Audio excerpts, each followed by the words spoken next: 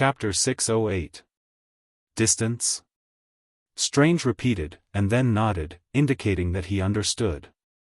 Although he already gave a reply, Rog felt that he still didn't understand. Since this was the case, then he would use an actual case to prove it. Rog put on the ring and began to cast a portal in front of Strange. Unlike the previous portals, the portal he opened this time wasn't big, only a few dozen centimeters in diameter. What was even more unusual was that the portal he cast this time was extremely fast. In less than a second, he opened up a portal above his right hand. Looking at this unreasonably small portal, a puzzled look appeared on Strange's face. However, he soon understood Rog's plan. Almost at the moment when the portal was formed, a vampire standing in a corner of the factory fell into the portal that suddenly opened under his feet. F***CK. The vampire didn't realize what happened and fell into the portal as if he fell into a lake. The entrance of the portal was set by Rog at the feet of the unlucky vampire. And above his right hand was naturally the exit. When the unlucky vampire fell from the portal that was only a few dozen centimeters in diameter, Rog stretched out his right hand and grabbed the vampire's neck. Then, his right hand suddenly exerted force. Crack! The crisp sound of bones breaking was heard. This vampire with amazing recovery ability didn't even have time to see Rog's face before his neck was broken.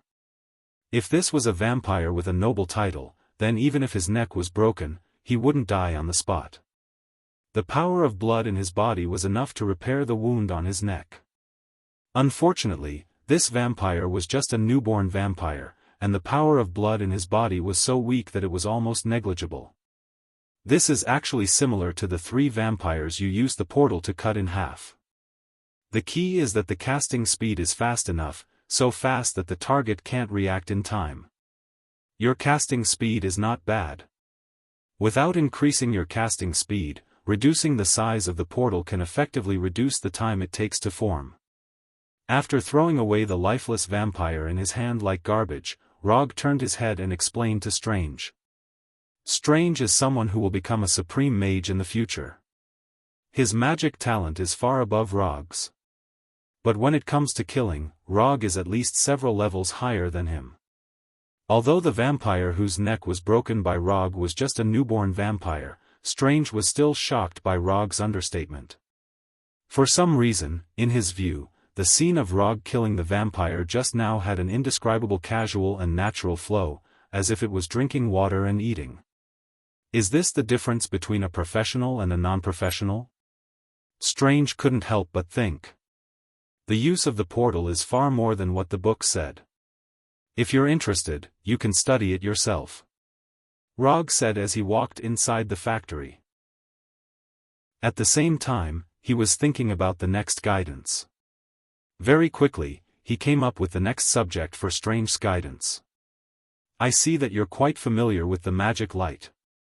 Then, I'll tell you some of the combat essentials of this magic. Rog, who was walking slowly, suddenly stopped and turned his head to Strange. Look carefully, don't blink. As soon as his voice fell, Rog once again cast the portal magic. The blood breeds in the factory immediately reacted when the blood breeds suddenly fell into the portal beneath their feet and disappeared. While Rog was explaining to Strange, these vampires showed their innate speed and agility and quickly changed their position. But in front of Rog's chakra perception, their stealth movements were meaningless. In the blink of an eye, another portal with a diameter of tens of centimeters was formed and appeared under the feet of a vampire. In the next second, this unlucky guy fell from the portal in front of Rog. Light of magic, blade form. The moment this vampire was about to land, Rog's right hand swung out like lightning. Under Strange's gaze, a golden magic blade instantly appeared in Rog's right hand. Then, with lightning speed, it slashed across the vampire's neck. One slash, decapitated. When the golden radiance slashed across the vampire's neck, the magic blade instantly disappeared. This vampire's head was thrown high into the air and fell heavily to the ground. Rog said slowly, light of magic can be condensed into various forms of weapons. For example, I prefer to condense it into the form of a katana that is convenient for slashing. Simply put, this is a magic that uses magic to condense a physical weapon. It doesn't matter what form the weapon is condensed into. The important thing is to not let the enemy prepare in advance, and the speed of the attack has to be fast. You like long whips, that's not a problem, but you'd better not let the enemy know in advance. Otherwise, they can make corresponding preparations in advance, such as quickly approaching you to avoid the whip's most effective attack range. Know what form of weapon can exert the greatest power at what distance, and can quickly change according to the actual situation. This way, this magic can exert the greatest power. Rog patiently explained, fearing that Strange didn't understand something. In fact, this kind of thing could be understood by Strange in future battles. But since he accepted the task of guiding Strange, he would naturally do his best to help his junior grow up. Understood. Although Rog was a mage taught by Kamartaj, Strange found that Rog's understanding of light of magic was completely different from his. In Rog's eyes, light of magic was a close-range weapon arsenal. And he found that no matter what kind of magic Rog used, he would try to pursue the instant effect as much as possible. In this regard, he was completely different from Kamartaj's fighting instructors. Not only did Kamartaj's mages like glittering magic, but they would also deliberately maintain the golden effect, as if they were afraid that others couldn't see it. But Rog was completely different, he seemed to hate these golden effects. There's nothing much to teach about mirror dimension. It's just a matter of the size and casting speed. You can slowly study this by yourself and strive to achieve instant effect. A spell that could be cast instantaneously was a good spell suitable for battle. Chapter 609. Whether it was magic or ninjutsu, Rog pursued instant casting as much as possible. Although ninja was a melee profession, he had the heart to become a magic canon. Because of the gift of Muji, he could basically cast ninjutsu instantaneously. As long as the amount of chakra could keep up, he could transform into a ruthless ninjutsu machine. However, magic was slightly different. Although his casting speed was faster than many professional mages, it still didn't reach the perfect state in his mind. But he didn't spend too much time and energy to improve his casting speed. After all, his profession was a ninja, not a mage. Okay, I got it. To a certain extent, Strange was also an out-and-out genius. However, compared to those who were arrogant and unruly just because they had some talent, he could be considered as a person who always maintained a humble attitude. There are 10 vampires here. Except for the one who escaped from the rooftop, leave the rest to me. Go to the left, you should be able to meet the guy who escaped. After that, Rog raised his right hand and motioned to Strange, indicating that he should go to the factory alone. If he wanted to know if the guidance was effective, he would let him fight. This was like a teacher who liked to test the student's learning progress by assigning homework. Although Rog wasn't Strange's teacher, he also wanted to see how much his little brother had learned. After seeing Rog's signal, Strange nodded silently and walked straight into the dark factory. When Strange's figure disappeared into the left entrance, Rog stretched his neck, then summoned the silver Kusanagi sword, and hummed a little tune as he walked to the right. Although there were several vampires with titles in the factory, Rog wasn't particularly worried about Strange's safety.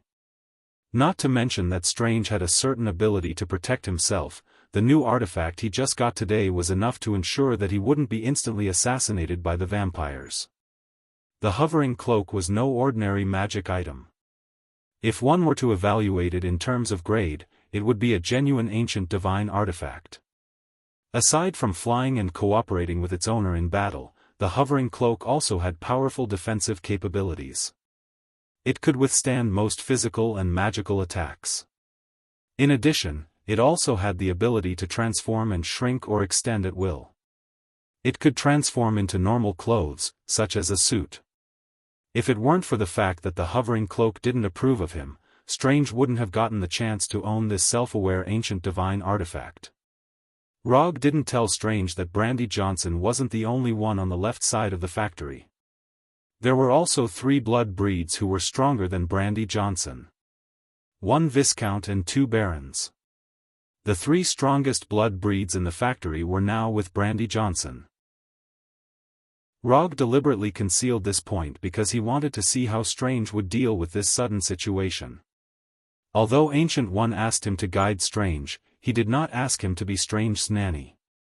If Strange couldn't even deal with these little blood breeds, then he wasn't qualified to be the supreme sorcerer, and he wasn't qualified to take the time stone from Ancient One.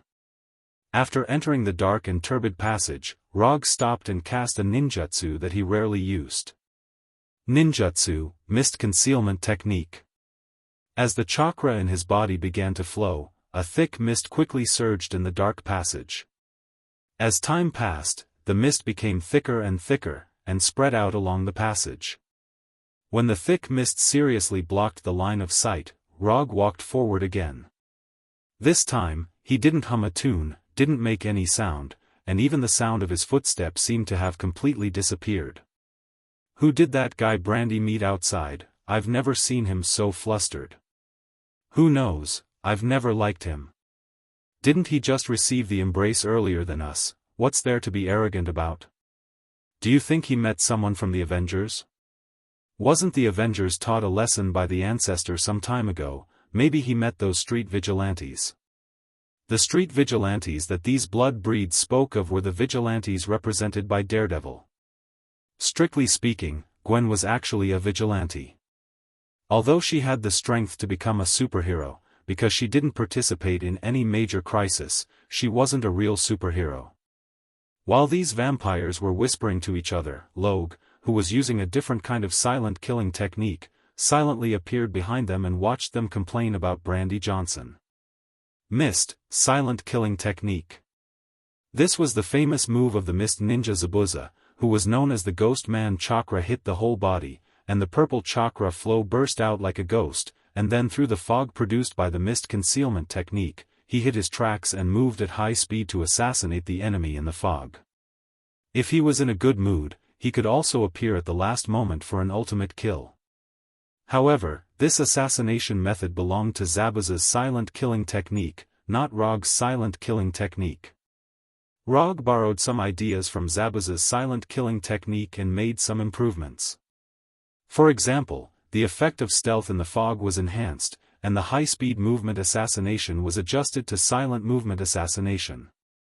Of course, if necessary, he could also switch silent movement to high-speed movement. But in this way, the effect of silent approach would be significantly weakened. Is it foggy? Because of the dim light, these blood breeds who complained about Brandy Johnson only now discovered the thick fog that had already shrouded them. How can there be fog here? This is chi. Before the vampire finished speaking, Rog, who had appeared behind them for a long time, waved the Kusanagi sword in his hand. The head that flew high and the blood that burst out suddenly awakened the group of vampires, and they fled in all directions like frightened birds. However, they had just taken a few steps when they saw a silver arc flash in the fog. Chi! Another vampire had been beheaded. In less than a few seconds, 2 vampires were beheaded. But what shocked them even more was that they didn't see the attacker's appearance until now. Not to mention who the attacker was, they didn't even see where the attack came from. Just as the 4 surviving vampires gathered back to back in fear and looked around for the attacker, a silver-white arc once again streaked across the thick fog. Chapter 6:10. Chi. Another head was thrown high into the air, accompanied by fresh blood. The silver-white light flashed, and another vampire's life was taken away. Under Rog's silent killing technique, the remaining 3 vampires felt an indescribable pressure. Since they abandoned their human identity and became vampires, it was the first time they felt this kind of fear of death that made their bodies tremble uncontrollably. What the hell is going on? Although they wanted to know the answer, unfortunately, they were destined to go to hell with this question. For these former humans, who took the initiative to throw themselves into the arms of the vampires, Rog had no intention of holding back. He was not interested in knowing why these people chose to become vampires, but he despised this kind of inhumane approach. Human beings do have a lot of shortcomings, but no matter how many shortcomings there are, it is not a reason to give up their human identity. With Rog's strength, he can quickly kill these vampires in a short time. But he didn't do so, but deliberately slowed down his speed, a little bit prolonging the fear of these vampires. Under the great pressure of death, these vampires could no longer maintain their calm, and began to panic and run away. However, their efforts were doomed to be in vain. When improving the silent killing technique, Rog didn't forget to make some adjustments to the fog concealment technique. It's a bit of a waste to just block the enemy's line of sight through the fog. In order to make the fog play a greater role, he also deliberately covered the fog with some chakra. Although these chakra attached to the fog won't directly hurt the target in the fog, it can be used as a contact medium for other attacks. For example, genjutsu that can cause great damage to the mind. Genjutsu, Hell's View technique. Rog didn't stop these vampires from escaping, nor did he use his most commonly used Sharingan genjutsu, but he used an ordinary genjutsu that is not difficult. Compared with the strange Sharingan genjutsu, the effect of Hell's View technique is much simpler. Hell's View technique can make the opponent see the horror in their heart that they don't want to see. As for what the opponent will see, even Rog himself doesn't know. To put it simply, the view of hell was to draw out the most fearful scene in the opponent's heart and use the fear in the opponent's heart to defeat the opponent. This was similar to the so-called "I'll kill myself." A few seconds after Rog performed the Sea of Hell technique, the three vampires screamed miserably in the thick fog. Ah! Rog didn't know what they saw, but judging from their screams, the illusion in front of them must be very exciting. After determining the location of the three vampires through the screams, Rog walked towards them with the Kusanagi sword in his hand. 1, 2, 3. After using the Kusanagi sword to kill the three vampires, Rog deactivated the mist concealment technique and walked to the other side of the factory. At this time, Strange, who was on the left side of the factory, was facing the most difficult battle in his life. According to Rog's instructions, he walked into the passage on the left side of the factory, and then at the end of the passage, he saw Brandy Johnson running away. However, Brandy Johnson wasn't the only vampire that appeared in front of him. After seeing the three vampires beside Brandy Johnson, Strange immediately reacted. Rog definitely did it on purpose. Although Strange didn't know what kind of perception Rog had, he was 100% sure that the dignified Yondaime Hokage would never make such a serious misjudgment. Since it wasn't a misjudgment, then the only possibility left is that Rog did it on purpose. Although there were more enemies in front of him than he had imagined, and their strength was also stronger than he had expected, Strange still maintained the calmness he should have, and didn't reveal any fear or panic. When Brandy Johnson and the others were charging towards him like lightning, Strange decisively cast a spell. Portal. Just when Brandy Johnson and the others were about to rush in front of him like a pack of wolves hunting their prey, Strange opened a portal less than a meter in diameter under his feet, and let himself fall into the portal. Strange didn't have the intention to escape. Falling into the portal, he fell from the ceiling behind Brandy Johnson and the others. At the same time, he was ready to cast mirror dimension magic. Although Brandy Johnson and the others' first siege failed, they quickly adjusted their posture, and once again attacked Strange, who was floating in the office. Mirror dimension. When Brandy Johnson's sharp nails were about to touch him, Strange pushed out the mirror dimension magic that he had already prepared. In the next second, the space between them seemed to fold like broken glass.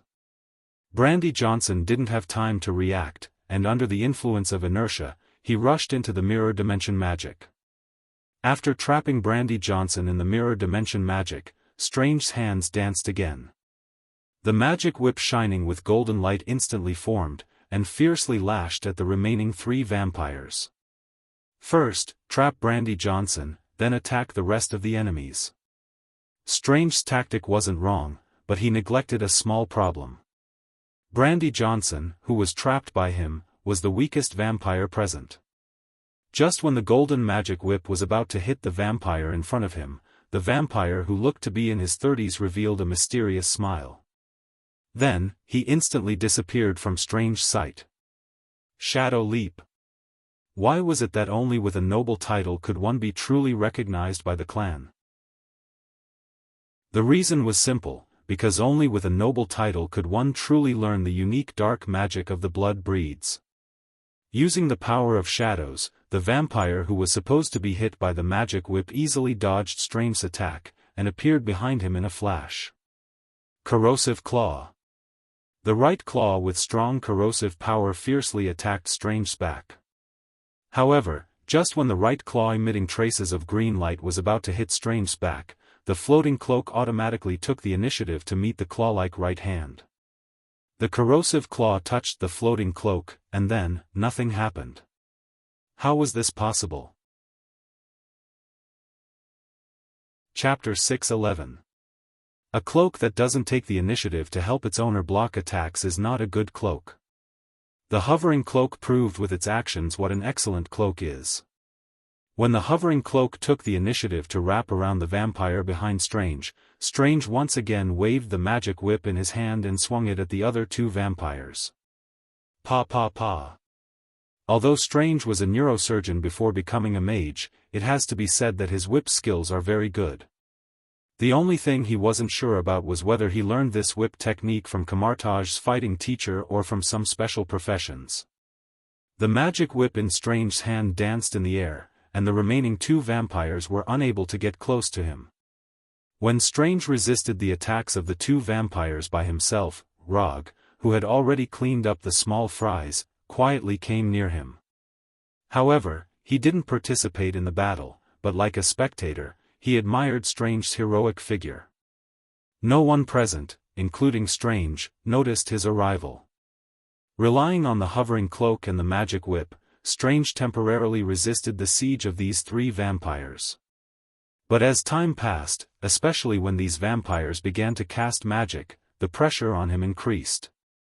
Strange does have outstanding magic talent, but it can't be denied that he is still a novice mage who only knows 5 spells. The lack of magic caused him to lack sufficient means to deal with and attack. If it weren't for Rog's tutoring just now, which slightly broadened his battle thinking, he wouldn't have been able to hold on under the siege of these three vampires. Looking at Strange, who was constantly using teleportation magic to teleport, Rog, who had been watching the battle for a while, made his move.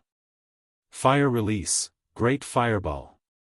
Rog, who was near the passage, took a deep breath and then spat out a huge fireball with a diameter of several meters. The astonishing orange-red fireball flew like a cannonball towards the vampire in front of Strange. Boom! A huge explosion sounded, and the exploding sparks dispelled the surrounding darkness. When Rog just spat out the great fireball, Strange opened a small portal under his feet. Although it was the first time he saw the great fireball, his intuition told him that this astonishing fireball was very dangerous. Strange wasn't the only one who had this premonition, the vampires who were fighting with him also had the same idea. Strange could escape the attack range of the great fireball through the portal, but the remaining two vampires were not so lucky. Although in Naruto's world, fire release has the title of Undying Technique. However, that also depended on who was using the fire escape technique. Some people cast fire release is still very terrifying. For example, Uchiha Madara, or Rog. After the great fireball exploded, Rog didn't look at the two vampires and used the body flicker technique to come to Strange's side, who had just walked out of the portal, and slowly said, "I'll take care of the rest, you go to the mirror dimension space and deal with the guy who escaped." Although Rog came after the battle, as long as he took a look at the mirror dimension space entrance in mid-air, he could know what Strange had done before. After watching the battle for a while, he also roughly figured out the extent of Strange's current mastery. Whether or not Strange could take care of these vampires on his own wasn't the main point. The main point was whether or not he understood Logue's instructions. "You can tell me in advance next time, I don't mind you using actual combat to test my learning progress. But I don't like the feeling of being hidden." Strange complained. In a real battle, no one will provide you with information in advance, so be content. As soon as his voice fell, Rog disappeared in front of Strange. It's time for tonight's operation to end. After Rog disappeared, Strange summoned back the hovering cloak that tied up the other vampire. He put on the cloak and flew towards the entrance of the mirror dimension in midair. More than 10 minutes later, Rog and Strange left the abandoned factory and flew in the direction of the New York Sanctum. In terms of the results of the operation, tonight was a good hunting operation. After tonight's battle, Strange was no longer the rookie sorcerer who only had theory and no practical experience. And Rog also completed his guidance task. In the following time, he only needs to protect Strange's safety and prevent the future Supreme Sorcerer from being killed by vampires. As for the rest, it's Strange's own business. After returning to the New York Sanctum, Rog greeted the king who was guarding the sanctum. He then went to the study in the sanctum, picked up a magic book, and started reading. Although the collection of books in the New York Sanctum is not as good as Camartage, there are many unique books here that Camartage does not have. When Rog spent the rest of the night in the study, Strange returned to his room without saying a word, digesting the harvest of tonight. For Strange, tonight was definitely a memorable night. Nothing happened all night. When the sun rose the next day, Rog left the New York Sanctum alone and opened the portal to return to Konoha headquarters in Washington. Although he promised Ancient One to guide Strange for a period of time and protect Strange's life and safety. But this doesn't mean that he will drop everything and stay with Strange all day. It's daytime, it's vampires' sleeping time, and Strange is now in the New York Sanctum, so he doesn't need to worry about vampires' revenge. After enjoying an exquisite breakfast at Konoha headquarters, he came to the private training room located underground. The sage body from Hashirama has been completely developed, and the eye power of Manjikyu Sharingan has long been raised to the limit, so the next thing to do is, of course, to upgrade Manjikyu Sharingan to Rinnegan. Rinnegan, the ultimate dojutsu derived from the fruit of the God Tree Chakra, is known as the eye that controls life and death. The power of Rinnegan is beyond doubt, but similarly, the conditions for opening it are also extremely harsh. Under normal circumstances, only Indra's chakra reincarnation can open it after transplanting the body or cells of Ajura chakra reincarnation. Simply put, it is necessary to have eternal Manjikyu Sharingan and Hashirama's cells. Rog doesn't have eternal Manjikyu Sharingan, but he has the same sage body as Hashirama. So as long as he finds the right way, he may be able to open Rinnegan. As for what is the right way, Rog already has a general idea. Chapter 6:12. Uchiha Madara has given enough advice on how to open Rinnegan. Although after he obtained Hashirama's cells, it took him a long time to awaken the Rinnegan before he died. But his experience can still be used for reference. And unlike him, Roger now has a guarantee that he can open the Rinnegan with 100% success rate. The chakra fruit of the God Tree. As long as 3 months pass, the God Tree on Igo will be completely mature. Even if his current attempt fails, he can still open Rinnegan after 3 months. So even if he fails now, he has nothing to worry about, he just needs to make sure that he doesn't kill himself.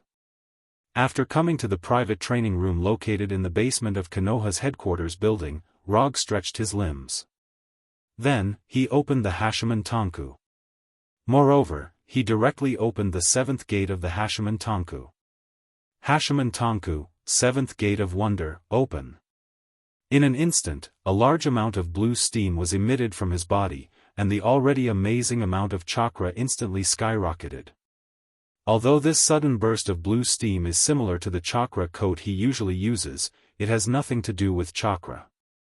This blue steam is the evaporation of sweat when the body is overloaded. As for why it is blue after evaporation, Rog doesn't know the specific reason. Anyway, the Hashiman Tanku is set up like this. The method he intends to use to forcibly open Rinnegan is simple, but also difficult. In short, it is to overload the fully developed Sannin body, and then used the chakra enhancement brought by the Hachiman Tonku to forcibly stimulate his Mangekyo Sharingan.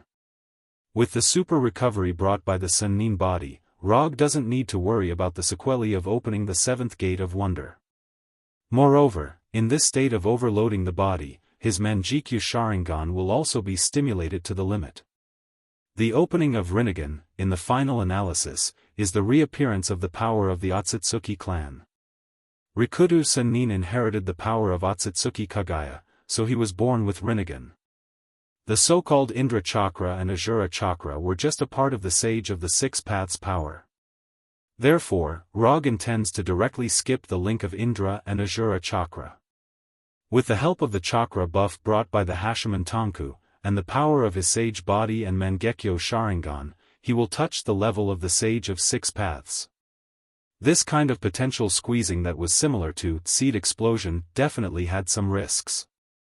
However, Rog had calculated that the risk was completely within the acceptable range. It's totally worth it to open Rinnegan 3 months in advance. After opening the seventh gate of wonder, his body had been strengthened to an unimaginable level. Right now, even if he were to compete with Hulk in terms of strength, he still had absolute confidence that he would have the upper hand. The 8 inner hidden gates was a body technique that was used to risk one's life in battle, but now he was using it as an auxiliary move. Of all the users of the 8 inner hidden gates, he was the only one who dared to do such a thing. Although the practice was a bit crazy, the benefits it brought were obvious. Under the stimulation of the sage body and the massive amount of chakra, his Mangekyo Sharingan began to spin wildly, and the color began to fade. It actually worked. After noticing that the lines on his Mangekyo Sharingan were spinning wildly uncontrollably, Rog froze for a moment. However, he quickly calmed down and controlled the surging chakra in his body to flow into his eyes. Strictly speaking, his way of opening Rinnegan was not fundamentally different from Uchiha Madara's. The only difference was that Uchiha Madara chose to use a lot of time to open it bit by bit. Rog, on the other hand, chose to squeeze out his own potential to open it quickly. Both methods had their advantages and disadvantages. Uchiha Madara's method was more stable, except that it took a lot of time, there was no risk. Rog's method was much more radical. Not only would it overload the body, but there was also a certain risk of losing control. This was why he deliberately came to the private practice room to do this instead of trying it in the New York temple. After losing control, destroying his Konoha headquarters was not a big problem for him, it was nothing more than spending some money to rebuild it. But if he destroyed the New York temple, he would not be able to explain it to Ancient One. As time passed, the lines in his eyes turned faster and faster, and began to develop into concentric circles. At the same time, the bright red color was getting lighter and lighter, gradually showing a trace of lavender. Judging from the mutation of the Mangekyo Sharingan at this time, the progress was smooth. But Rog couldn't relax at all.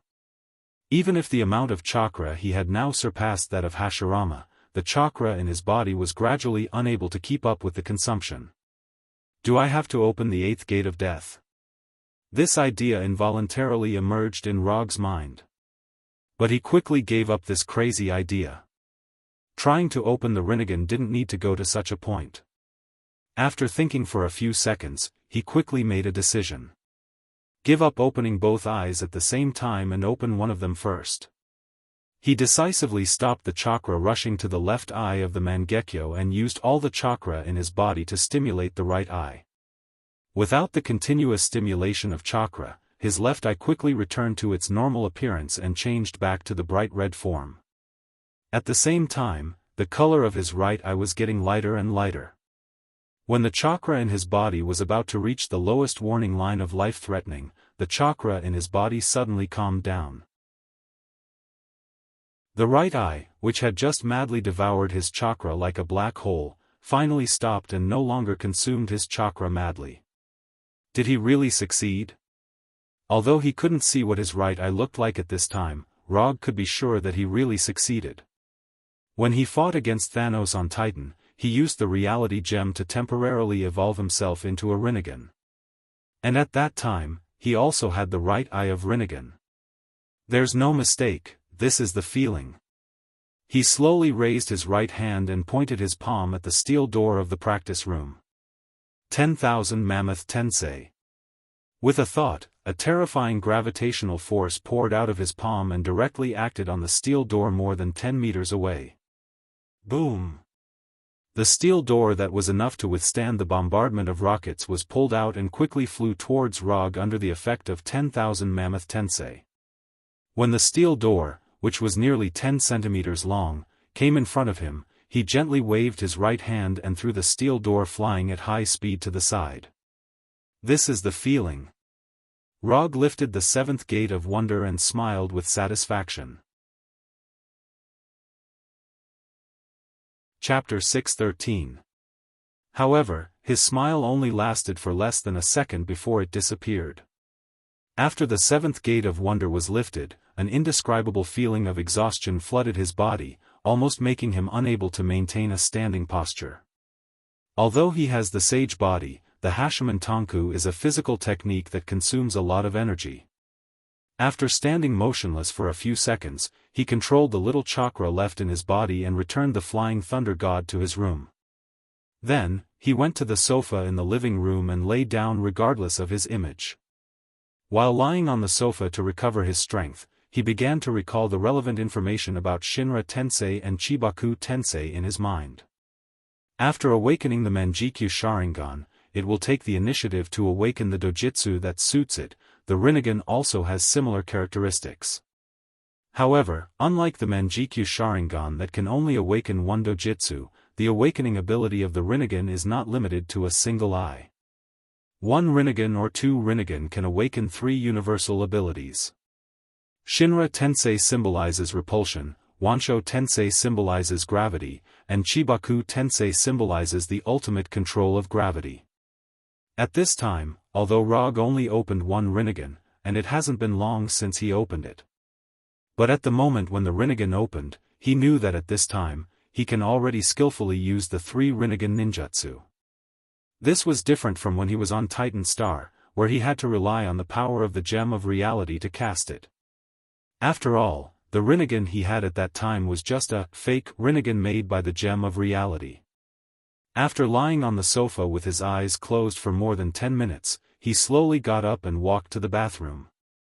Opening the seventh gate of wonder made him sweat a lot.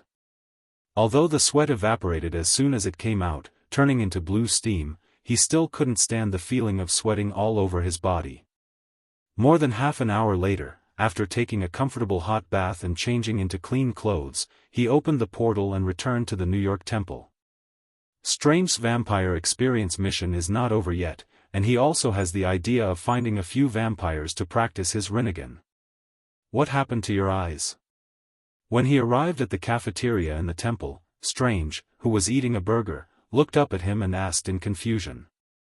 Nothing much, just a change of image. Rog's left eye is now a 3-tomo Sharingan, while his right eye is a Rinnegan. His blood-red left eye and light-purple right eye gave off an asymmetrical sense of beauty. Kuroto didn't explain the Rinnegan to Strange. He poured himself a cup of black coffee and sat opposite Strange. After taking a sip of the black coffee, he continued, "If I'm not mistaken, the vampires outside are now looking for information about you. So, do you plan to continue looking for low-level vampires to train your combat skills, or do you plan to challenge a higher level of difficulty?" The two of them had killed a total of 13 vampires last night. Although there were no witnesses at the scene of the battle, with the vampires' abilities, they should be able to quickly determine that it was them who had done it. Perhaps the information about the two of them had already been placed on the table of the vampire prince in New York City while they were chatting. "I'm fine with anything. It's up to you." Strange swallowed the hamburger in his mouth and said casually. "Then challenge a higher level of difficulty. There's no need to waste too much time on those low-level vampires. You can deal with the vampires below the count level. I'll deal with the ones above the count level." Before Kane appeared, a vampire count was basically the strongest vampire in a city. Even if the vampires in an international metropolis like New York were stronger, they would at most have the strength of a marquis. But it was different now. After Cain appeared, the strength of the vampires had increased significantly. If there were no surprises, the strongest vampire in New York should be a duke. No problem. Strange didn't have any objections to Rog's arrangement. Last night, he had already fought with a vampire with the strength of a viscount. Although he didn't win, he had no problem protecting himself. If you have time today, learn a few more spells. If you only know 5 spells, you can only bully vampires below the count level. The future Doctor Strange was proficient in various schools of magic and could be considered one of the top existences in the field of magic. But the current Strange was still very far away from that realm. It was only at this time that Rog, a part-time mage, could act as Strange's magic teacher. Okay. Strange ate the last bit of hamburger in his hand and answered silently. After communicating with Strange about tonight's plan, Rog went to the study in the temple and continued to browse through the magic books in the temple. Knowledge is power. This sentence was not only true in the field of science, but also in the field of magic. Time flew by. After treating the guardian king of the temple, who didn't have good economic conditions, to a luxurious lunch and dinner, Rog left the temple with Strange and began the second day of hunting. Shinra Tensei. Rog raised his right hand and sent the vampire count who tried to pounce on him flying. Just when the vampire count realized the huge difference in strength between him and Rog and tried to cast magic to escape, Rog raised his right hand again and aimed his palm at him. 10,000 Celestial Beacon. Magic undulations emerged from the vampire count's body and he flew uncontrollably toward Rog. Who is this guy? This unlucky vampire count didn't recognize Rog. The reason was simple. Rog deliberately cast a transformation spell to change his appearance so that these guys wouldn't frantically run away when they saw him. After using the tyrannical gravitational force of 10,000 Celestial Beacon to pull the vampire count in front of him, hellfire from the depths of hell appeared on Rog's right hand. Ah! The moment his right hand wrapped in hellfire grabbed the vampire count, this vampire count who had a certain reputation among the vampires let out a miserable scream. This ear-piercing scream only lasted for a short 1 or 2 seconds before abruptly stopping. The vampire count whose neck had been grabbed by Logue quickly turned into a cloud of scattered ashes under the scorching hellfire. A vampire count was nothing more than this. After shaking his right hand that wasn't stained with any ash, Logue turned to look in Strange's direction. Compared to last night, Strange had improved significantly today. With the help of the hovering cloak, he faced off against 5 vampire viscounts alone. Moreover, he fought back and forth without yielding an inch. Chapter 6:14. Last night, he could only fight 1 against 3, but today, he could fight 1 against 5. Strange's progress was not small. Of course, this was also related to the fact that he had learned a few new spells today. Because of the time constraints, Strange did not learn too complicated and advanced magic. Instead, he learned a few Zero Circle and First Circle spells that could be mastered by practicing casually. For example, magic tricks, blind, mage's hand, and so on. Although these spells were not advanced, if used well, they could still have an effect on the battle. After taking care of the vampire Earl who was in charge of leading the team, Rog sat casually on the wall beside the street, watching Strange's battle. It had to be said that Strange's performance tonight was very good, and it could be said that he had been reborn. As expected of the successor appointed by the Ancient One. With this adaptability and comprehension ability, even if he did not study magic and change to science, he could still become a representative of a certain field. Although Logue didn't intervene in Strange's battle, the scene of him casually killing the vampire count left a severe psychological shadow in the hearts of the vampires present. Especially the last scream of the vampire Earl, it made the vampires' hair stand on end, and they unconsciously swallowed their saliva. They did not come to look for Rog tonight.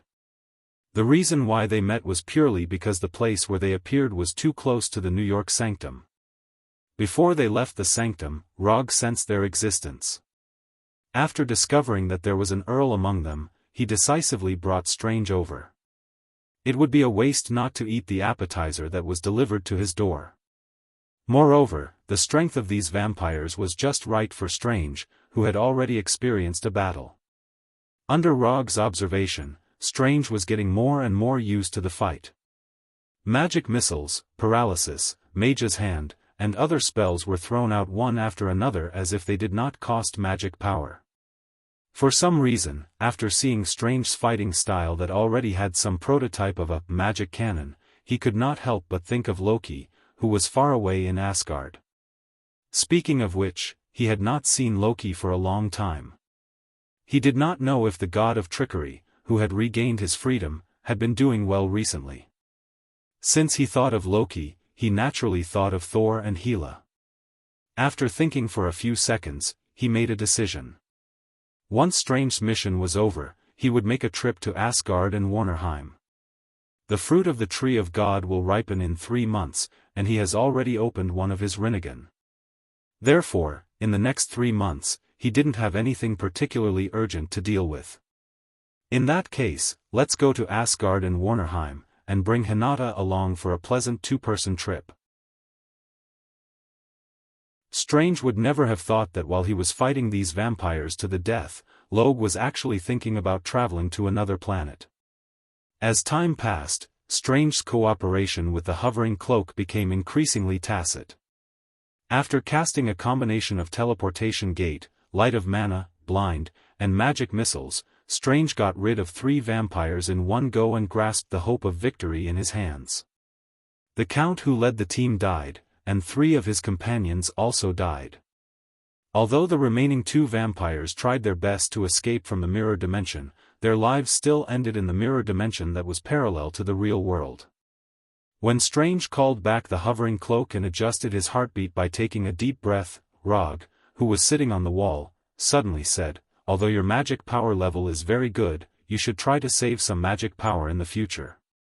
You won't like the feeling of kidney failure when your magic power is exhausted." Overall, Strange's performance in this battle was not bad. The only problem is that he wasted a lot of unnecessary magic power. Spell battery is indeed a tactic that requires continuous high-frequency casting of spells, but this doesn't mean that one doesn't need to consider the consumption of magic power when using this tactic. There is no need to throw 5 spells at an enemy that can be killed with 3 spells. In terms of choosing spells, you can do a little better, and the timing of the release can be a little better. After giving some combat advice to Strange, Rog took the lead to cast the teleportation gate and left the mirror dimension, and began to choose the second batch of targets for tonight for Strange. There is no shortage of vampires in New York now. If Strange is interested, Rog can even fill his 24 hours a day. But in this way, it is not to train his junior, but to push him to his death. When it was 5:00 in the morning, Rog and Strange, who had been busy outside all night, returned to the New York sanctum. Unlike last night, Strange returned to the sanctum lying down this time. He did not die, nor was he injured. The reason why he returned to the New York sanctum lying on the hovering cloak was purely because he exhausted all his magic power and experienced the feeling of kidney failure that Rog mentioned before. More than 50 vampires had died in their hands that night. Among them, 14 were counts and above, and there were even 2 blood clan marquises.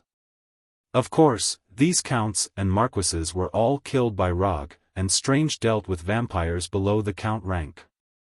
After sending Strange, who couldn't even stand up, back to the sanctum, Rog informed the king and then left the sanctum alone. He was going to see an old friend in the vampire clan. After casting the teleportation gate magic to Liberty Island where the Statue of Liberty was located, Rog saw Grand Duke William standing on the Torch of Liberty. "You're here." When Rog cast the teleportation spell and arrived on the torch, Grand Duke William, who was dressed like a British aristocrat, said without looking back, "Didn't you ask me to come over? Why, are you starting to feel heartache for the death of your people?" Rog ignored Grand Duke William, who was standing and looking at the city. He sat down directly on the torch and looked at the calm sea shrouded in the night. Why did you attack them? We didn't attack Konoha, and we even took the initiative to avoid the areas where Konoha's various branches are located. Grand Duke William turned his head and glanced at Rog, then said without any emotion. My junior needs some experience recently, and it just so happens that you guys are the most active during this time, so I came to find you guys. After speaking, Rog took out the black business card engraved with a communication magic array from his pocket and threw it to Grand Duke William. Chapter 6:15. This black business card was specially handed to him by Grand Duke William. It was also a testimony of their little friendship. However, at this time, it was time for their unreliable friendship to come to an end. Ever since Cain returned to the real world, the ambition of the blood breeds to rise again was well known. If not for this, the blood breeds, who had always abided by the precepts of seclusion, would not have openly gone against the Restoration Alliance and the authorities. Although Rog did not know what Cain was thinking for the time being, judging from the current situation, the chances of them becoming enemies were greater than becoming friends. Moreover, he clearly remembered that in his collection of the 13 holy artifacts of the blood breeds, there was still a corpse hand made by Cain's left hand missing. Are you planning to become enemies with us? Grand Duke William did not look back. He accurately stretched out his right hand and caught the business card that was flying at high speed with 2 fingers as he asked in a calm tone. Not completely. The earth is very big. It's not a big deal to have one more blood breeds. However, you should know that I have some interest in collecting. Among the 13 holy artifacts of the blood breeds, I only got 12. In the past, Grand Duke William was not his opponent. After his strength increased, he would not be his opponent either. If it were not for the fact that he had already satisfied the experience of using the Rinnegan on those blood breeds marquises and counts, Rog would not mind letting Grand Duke William experience the power of the Rinnegan. You, as a superior of the blood breeds, second only to Cain, Grand Duke William knew very well what the corpse hand was about. Although Rog did not say it explicitly, he had already heard the provocation in Rog's words. That's right, it was a provocation. And it was not a provocation to him alone, but a provocation to the entire blood breeds. I'm in a good mood tonight, so I won't attack you. After you go back, tell Cain that I want to see him. The time and place are up to him, but it's best not to delay too long. Otherwise, I can't guarantee that something unpleasant won't happen. After saying that, Rog ignored Grand Duke William's reaction and opened the portal to return to the New York Sacred Palace. He then walked into the portal. After Rog and the teleportation gate disappeared completely, Grand Duke William's countenance turned extremely grim. He exerted force with his fingers that were clamping onto the black name card, breaking the black name card that was as sturdy as steel. An invisible sea breeze blew past, and Grand Duke William, who was wearing a black classical suit, turned into a group of bats and flew out in all directions, disappearing from the torch. Strange's training wasn't over yet. While protecting Strange's life, Rog decided to find some fun for himself. Otherwise, life would be too dull and boring. Furthermore, he was a little interested in the legendary blood tribe ancestor, Cain. This was the first vampire in history, a guy who had single-handedly created a dark race. It would be weird if he wasn't curious about such a legendary creature. The night passed uneventfully. When dawn appeared on the horizon once again, a brownish-yellow letter with a wax seal floated down from the entrance of the New York Sacred Palace. The moment this letter with a classical European style floated down from the air, Rog, who was lying on the sofa in the Sacred Palace study, opened his eyes. Magical fluctuation. Although the magical fluctuation at the entrance of the Sacred Palace was very weak, it didn't escape Rog's perception and woke him up from his sleep. The moment this brownish-yellow letter was about to touch the ground, a small portal with a diameter of more than 20 centimeters appeared on the ground below the letter. This letter passed through the portal on the ground and appeared in front of Rog, who casually held it in his hand. What era is it now? Still using the method of sending letters? After cursing in his heart, Rog opened the letter and quickly browsed through it. Just as he had guessed, the person who sent the letter was none other than Grand Duke William. The contents of the letter could be described in one sentence: the blood tribe ancestor, Cain, had agreed to his request for a meeting. The meeting time was tomorrow at 1:00 in the morning, and the location was Liberty Island, where the Statue of Liberty was located. After reading the letter, Rog summoned the hellfire and burned the envelope and the letter into nothingness, leaving not even a trace of ash. At noon, in the dining hall of the sacred palace. I have something to deal with tonight. I will let my avatar follow you. You can go out with my avatar to perform the mission. Rog tasted the Mexican food recommended by the king and said to Strange sitting opposite him. Avatar? What are you going to do? Strange raised his head and glanced at Logue as he asked doubtfully. You don't have to worry about this. Anyway, with my avatar, you don't need to worry about safety. In the field of magic, physical avatar is an extremely advanced magic, and the learning difficulty and casting conditions are extremely harsh. But in the field of ninjutsu, this is something that most chunin can do. Although Strange knows that Rog is a ninja, he has never seen Rog use shadow clone jutsu and would avatar, so he couldn't react for a while. Got it. Obviously, Roger didn't want to tell him what he was going to do tonight, and Strange naturally didn't want to ask any further.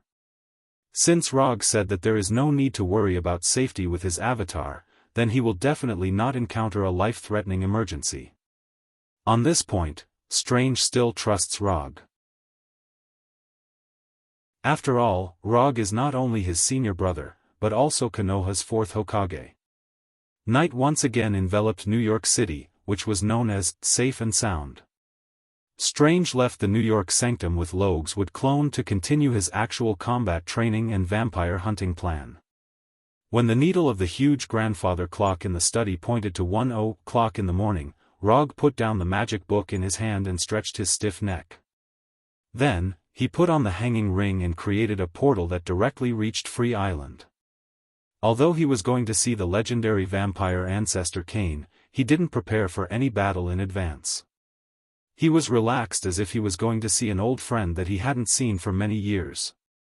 Although he hasn't fought with Cain, he has seen the battle scenes that spread when Cain fought with the Avatar.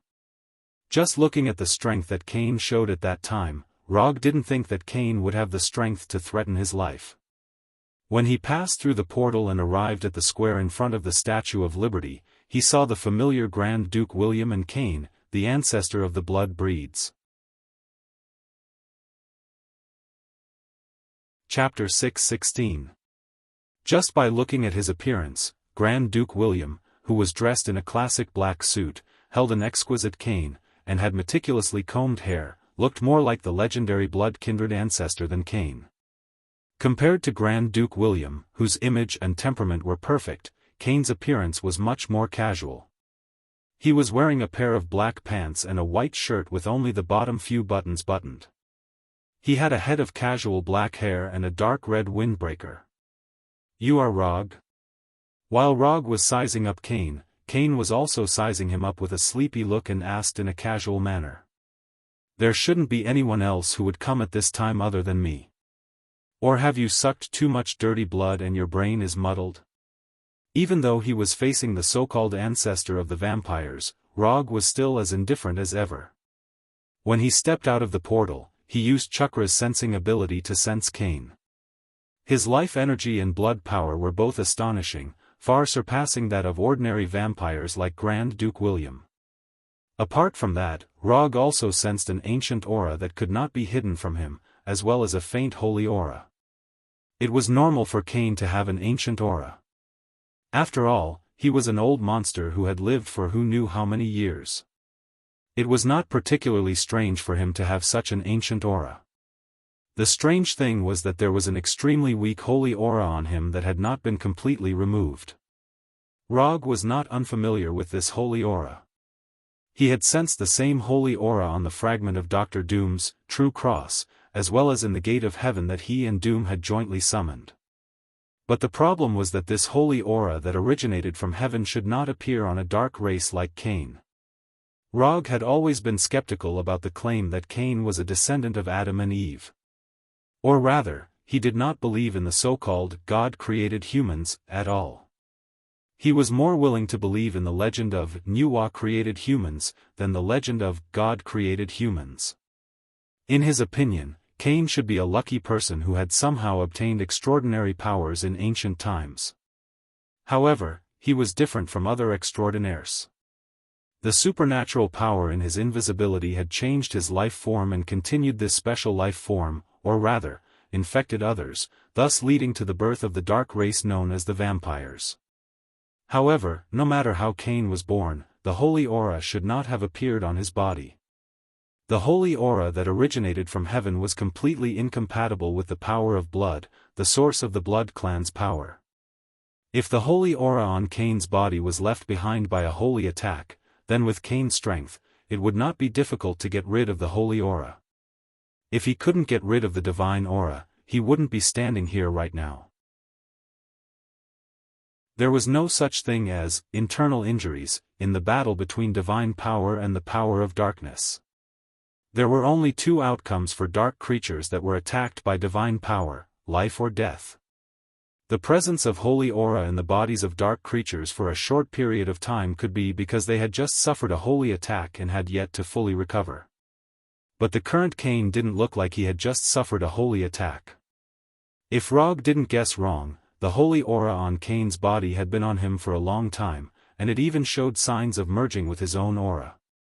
As expected of the fourth Hokage who once forced the Blood Clan to hand over the 12 sacred artifacts. You are the first person who dares to speak in such a tone in front of me. After speaking, Cain's shoulders shook slightly, and the dark red coat on his body turned into pure blood power and disappeared. Energy materialization. Not just the coat, but all the clothes on Cain's body were products of blood power materialization. In this regard, he was very similar to the goddess of death, Hela, as they both liked to use energy to make their own clothes. Good energy control and use. Looking at the dark red coat that disappeared on Cain's body, Rog silently praised. Are you sure I'm the first? If I remember correctly, my teacher should have met you before. Others may not know, but Rog learned from Ancient One that they had met once. As the Sorcerer Supreme, Ancient One would not have any prejudice against Cain, a dark creature born on Earth. But this doesn't mean that he will have any good feelings for the Blood Clan. Before Cain has the crazy idea of destroying the world, Ancient One may not do anything to him, but don't expect Ancient One to have any good temper with him. Rog still knows his magic teacher well. You really are a guy that people don't like. Cain didn't continue to dwell on this topic and directly asked Rog's purpose. Tell me, what are you looking for me for? Actually, it's not a big deal, I just want your left hand. You just mentioned the 12 sacred artifacts. I have some obsessive-compulsive disorder. If I don't collect all 13 sacred artifacts, I will feel a little uncomfortable. The purpose of meeting Cain was not just to satisfy his own curiosity. More importantly, he wanted to cut off Cain's left hand to make his collection of the 13 sacred artifacts of the Blood Clan worthy of its name. You want my left hand? Okay, I'll give it to you now. As soon as his voice fell, Cain's right hand grabbed his left wrist.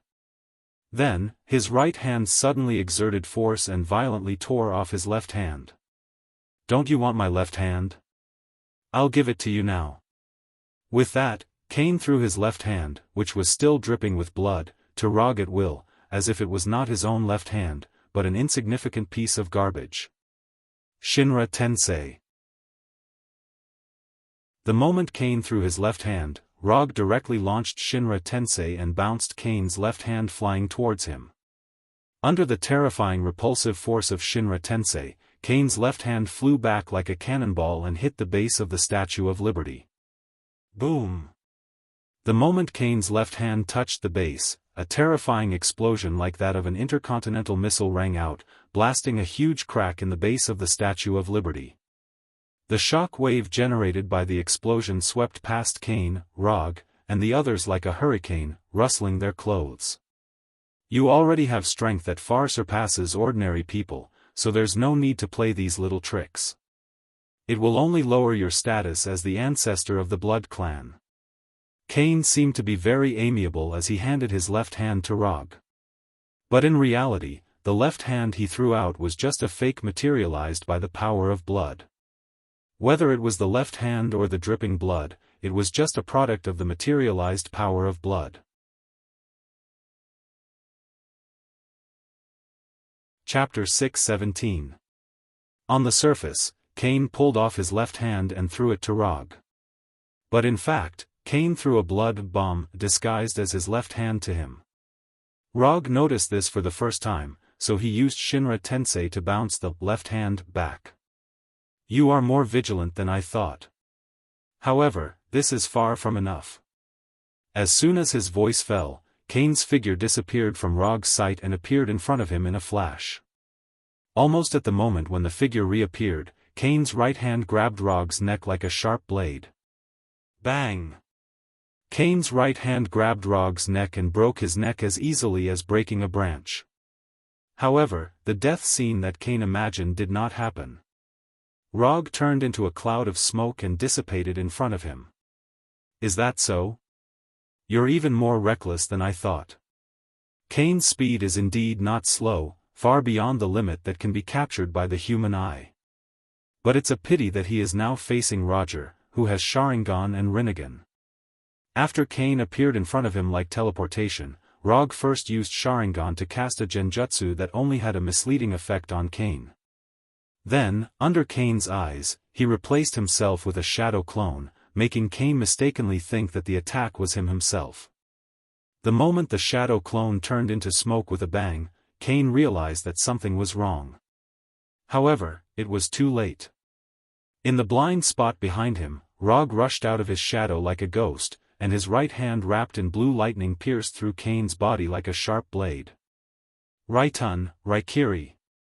Unlike Chidori, Raikiri does not need to rely on long-distance attacks to improve physical damage and power. There is no need to sprint, it explodes in place in a very short distance, with both chakra damage and physical damage. Compared with Chidori, Raikiri is more suitable for close assassination. Raikiri, which has the advantage of instant burst within a short distance, is also one level higher than Chidori in learning, reaching the level of S-class ninjutsu. However, for Rog, who can be regarded as a ninjutsu professor, there is no difference between A-class and S-class. He can smoothly master and skillfully perform them. Well done. After I broke free from the seal, you were the fastest person to hurt me among all the enemies I fought. Looking at the palm that had pierced through his chest and was still entwined with light blue lightning, Kane spoke slowly with a tone of admiration, as if the person whose chest was pierced through was not him. You are more talkative than I thought. Although Rog had penetrated Kane's body with Raikiri, he did not feel like he had seriously injured Kane. If he could injure the Blood Patriarch so easily, then Kane would be a disgrace. If you weren't a student of Ancient One, I wouldn't mind giving you the embrace and making you a great vampire second only to me. But unfortunately, you won't have this chance. After saying that, Kane's body began to become illusory, turning into black bats that flew around. Bat Incarnation. One of the signature spells of the Blood Patriarch. Rog has seen other Blood Patriarchs use this spell before, but compared with Kane, when other Blood Patriarchs use this spell, they will more or less have some time before the skill is activated. Even Grand Duke William can't completely avoid this. But Kane is completely different. Even if he is in front of himself and his right hand is in his body, Rog didn't notice anything strange before this spell took effect. As expected of the Blood Patriarch. Just as these black bats fluttered their wings and flew around, Rog raised his left hand and chanted in his heart. 10,000 Mammoth Heaven. A powerful gravitational force suddenly emerged with his left hand as the center, like a black hole that swallowed the planet, it forcibly pulled back the scattered bats. Even Cain can't get out of his control so easily. Before going to Liberty Island with Grand Duke William, Cain heard that Rog has mastered a move that can control gravity. But he didn't expect the gravitational force of the 10,000 mammoth heavens pull to be so strong. In less than a second, the scattered black bats were all pulled over by the 10,000 mammoth heavens pull to form a black ball of bats in front of Rog's left hand.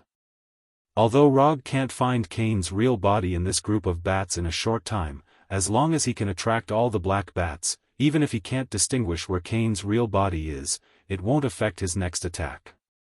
After using the 10,000 mammoth heavens pull to stop Cain from leaving, he didn't hesitate to summon Hellfire, which has the effect of restraining dark creatures, and let the Hellfire, which has the effect of burning away all the filth in the world, wrap around the bat ball formed by the black bats. From using the 10,000 mammoth heavens pull to summoning Hellfire to burn the black bats, everything happened in a flash. Grand Duke William, who was a distance away, didn't even have time to intervene in the battle before the bat ball in front of Rog turned into a blazing orange fireball. Just as the Hellfire was burning these black bats, Rog suddenly had a premonition of danger. Not good. Just as the premonition of danger appeared in his mind, he decisively stopped using the 10,000 mammoth heavens pull and used the lightning body blink. A silver-white lightning flashed, and Rog's figure instantly disappeared on the spot, retreating tens of meters away. Before the lightning from using the lightning body blink dissipated, a terrifying explosion boomed. A flesh bomb. Although his movements were restricted by the 10,000 mammoth heavens pull and he was being burned by Hellfire, Cain still didn't have the intention of giving up without putting up a fight. No matter what, he was the ancestor of the blood breeds and the world's most powerful vampire. Instead of letting Hellfire burn his bat incarnation to ashes, he might as well use these bat clones as a bargaining chip to escape. Thus, he used dark magic, which would destroy his own body as the price. In terms of the difficulty of learning, the flesh bomb wasn't considered an especially profound magic. But as a dark magic that required the sacrifice of one's own body, the flesh bomb had a very typical characteristic. That was, the stronger the body used as a bomb, the greater the power of the explosion. Other than Cain himself, no one knew exactly how strong his body was. The only thing that could be confirmed was that the strength of his body definitely surpassed that of any blood breeds. Boom! A terrifying explosion that was like a small nuclear bomb boomed, leaving behind a huge crater with a diameter of tens of meters on the small Liberty Island.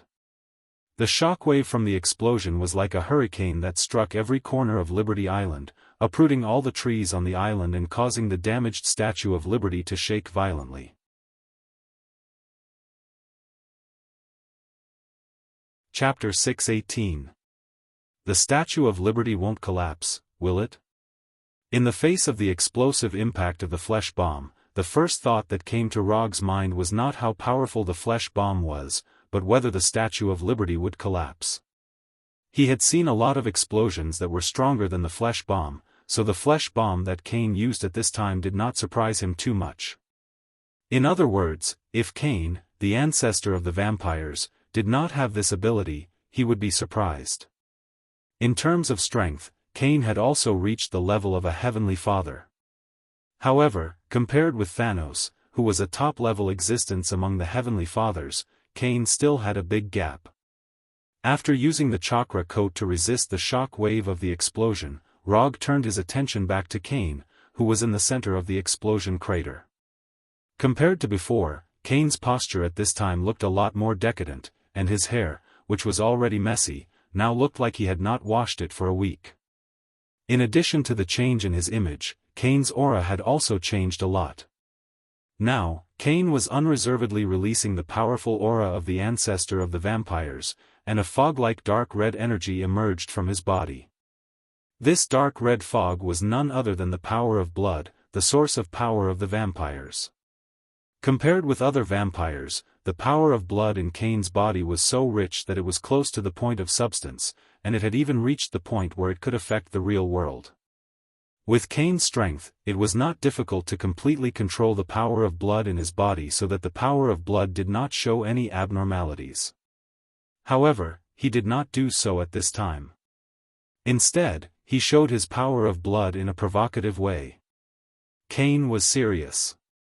After successively withstanding the attacks of Reiki, 10,000 Mammoth Summoning, and Hellfire, Kane put away all the contempt in his heart and put Rog on the same level as himself.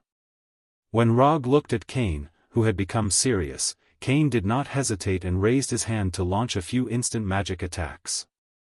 Fireballs, lightning, wind blades. In the blink of an eye, these fireballs, lightning, and wind blades came around Rog and completely enveloped him. Shinra Tensei. Although the magic that Kane was casting at this time was not considered advanced magic, Rog still did not intend to use his body to resist these attacks.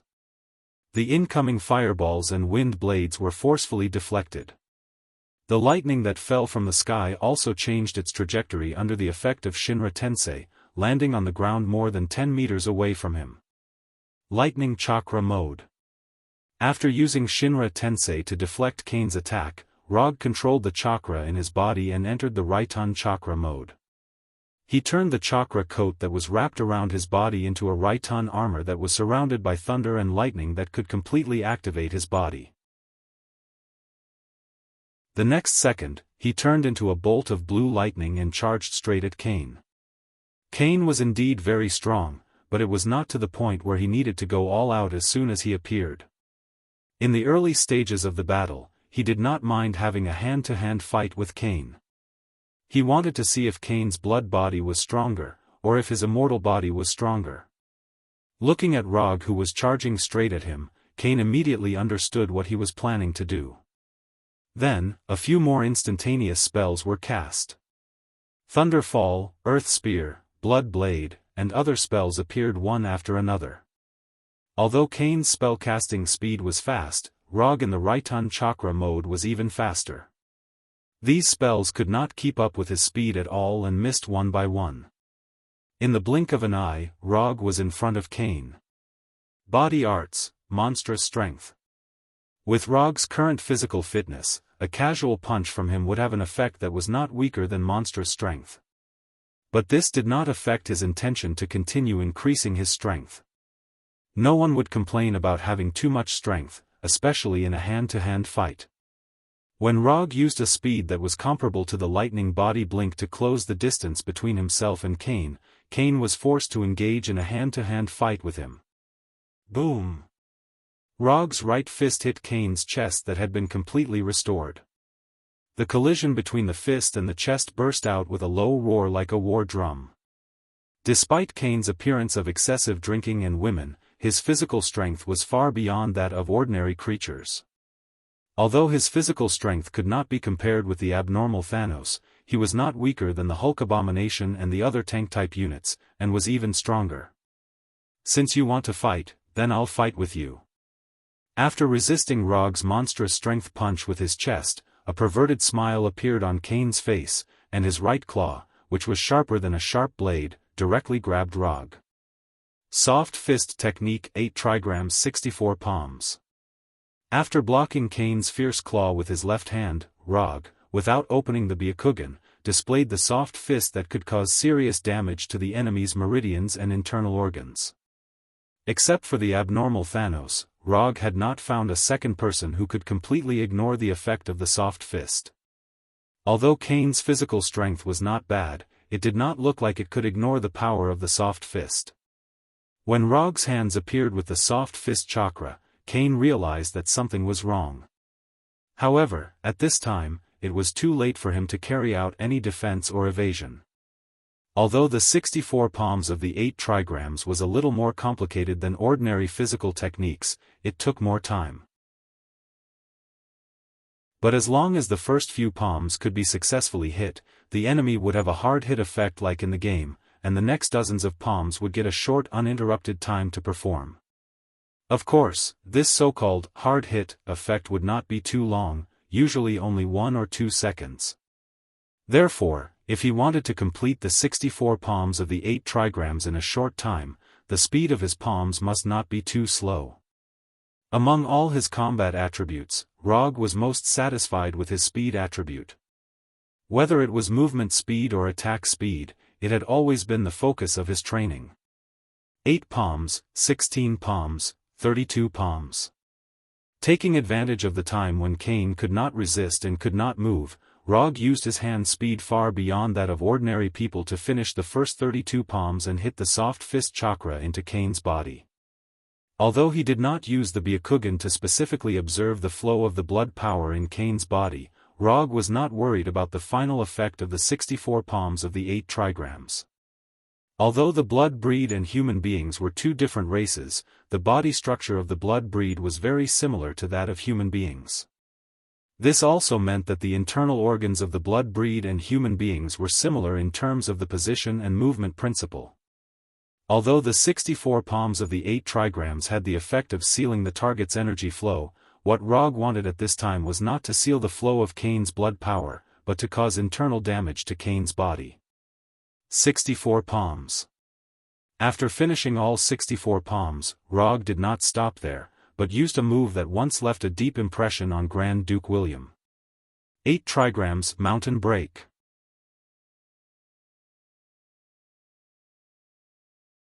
Chapter 6:19. Rog pressed his right palm on Cain's chest, and the terrifying chakra in his body surged wildly along the meridians of his right hand. The light blue chakra completely enveloped Cain like a laser beam. Boom! Cain, who had just endured the 64 palms of the 8 trigrams, did not have the chance to resist before he was sent flying. After using the Bagua, mountain breaker to send Cain flying, Rog did not continue to pursue him. Instead, he stood where he was and waited for Cain. Although the 64 palms of the 8 trigrams and the Bagua, mountain breaker were not weak, it was still a little too whimsical to think that he could defeat Cain. In fact, Rog had never expected to defeat Cain so easily. No matter what, Cain was the ancestor of the blood kindred and the most powerful vampire in the world. If he had been defeated so easily, the blood kindred would not have appeared in front of the world so arrogantly after his return. Seeing Rog use the 64 palms of the 8 trigrams to restrict Cain's movements and then use the Bagua, mountain breaker to send Cain flying, Grand Duke William could not help but frown. The tactics that Rog had used just now were exactly the same as the tactics that had defeated him before. They both started with the 64 palms of the 8 trigrams and ended with the Bagua, mountain breaker as the ultimate skill. Although Rog did not use the thunder evasion chakra mode when he fought with him back then. However, there was no difference in the way that he thought about the two battles.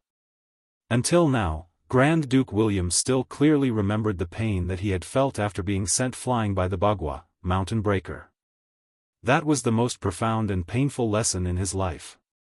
It was also because of that defeat that he represented the blood kindred and offered the 12 sacred weapons, making the sacred weapons that the blood kindred were so proud of become Rog's personal collection. While Grand Duke William was recalling that battle, Cain, who had been sent flying by the Bagua, mountain breaker, stood up again and moved his limbs as if he was stretching and relaxing after a workout. Neither the 64 palms of the 8 trigrams nor the Bagua, mountain breaker caused fatal damage to him, but the chakra that had entered his body caused him a lot of trouble. These chakra cells were like cancer cells, stubbornly residing in his body, corroding his internal organs and hindering his body's movements. What was even more troublesome was that these chakra were extremely resistant to the power of blood, making it impossible for him to use the power of blood to quickly disperse these chakra.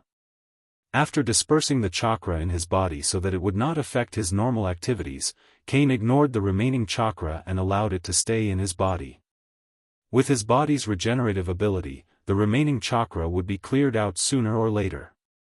It was just a matter of time. After confirming that the remaining chakra in his body would not affect the upcoming battle, Cain tore off his white shirt that had obvious holes and blood on it and walked towards Rog bare-chested. He couldn't remember the last time he was sent flying. The only thing he was sure of was that he didn't like this feeling. When he was only about 20 meters away from Rog, he stopped, raised his right hand and hooked his finger at Rog. Obviously, he intended to continue the hand-to-hand combat with Rog. Looking at Kane's sharp eyes, Rog showed a satisfied smile. The reason why he didn't continue to pursue Kane was that he didn't want to end the hand-to-hand combat so soon. Otherwise, he could have launched a second wave of attacks before Kane got up, instead of allowing Kane to disperse the chakra in his body. There was no need for communication. Kane and Rog burst out at a speed that was beyond the limit of what the naked eye could see and rushed towards each other. Bang bang bang bang bang. In just a moment, the two of them were in front of each other and attacked each other. Whether it was Rog or Kane, they did not use any fancy moves at this time. They were like two primitive beasts engaging in the simplest and most brutal hand-to-hand combat. Punches, blocks, whipping kicks, elbows. At this time, rather than saying that Rog and Kane were fighting with skills and experience, it was better to say that they were displaying their terrifying physical qualities that were far beyond that of ordinary people. Any punch or kick attack would show an extremely terrifying power under their strength and speed. In the collision of their punches and kicks, there were even air shock waves that were like sonic booms, adding a rhythmic background music to their battle. Bang bang bang. Grand Duke William, who came with Kane, completely dismissed the idea of intervening after witnessing the battle between the two of them. The reason was simple. Even as the Grand Duke of the Blood Kindred, he was completely unable to keep up with the rhythm of the battle between Rog and Kane. In Grand Duke William's line of sight, Rog and Kane had both turned into afterimages. Their entire figures, including their punches and kicks, had become illusory. As time passed, the speed and rhythm of their attacks became faster and faster. They even gradually showed the effect of disappearing. Ever since coming to this world, Rog had fought with many powerful enemies. However, until now, Kane was the only enemy who could completely keep up with his attack speed. This was something that even the goddess of death, Hel, had not been able to do. While Hila's swordsmanship could be considered to be superb, in a pure fight like this, Hila was clearly weaker than Kane. The reason for such a gap might have something to do with the fighting style of the Blood Kindred. Among the Blood Kindred that Rog had fought, apart from the so-called Blood Kindred guards, most of them did not like to use weapons. To these Blood Kindred, their claws were the most lethal and most suitable melee weapons for them. In this regard, Kane, as the ancestor of the Blood Kindred, was particularly outstanding. Even if he had entered the Thunder Evasion Chakra mode and had the powerful recovery of the immortal body, Rog still did not dare to use his body to resist Kane's claws. As time passed slowly, the melee combat between Rog and Kane gradually entered a white-hot state. At this time, neither of them dared to relax in the slightest. In such a high-speed melee attack and defense, even a delay of a few tenths of a second could lead to the final defeat. However, just as they were having the time of their lives, the ravaged Freedom Island welcomed the second batch of visitors. Although the flesh bomb that Kane had used earlier did not injure Rog, it had successfully attracted the attention of the Avengers and the military in New York City. While the two of them were competing in melee combat, the Avengers' Quinjet and the military's armed helicopters arrived above Freedom Island and aimed their weapons at them, as well as Grand Duke William, who had been idle for a long time.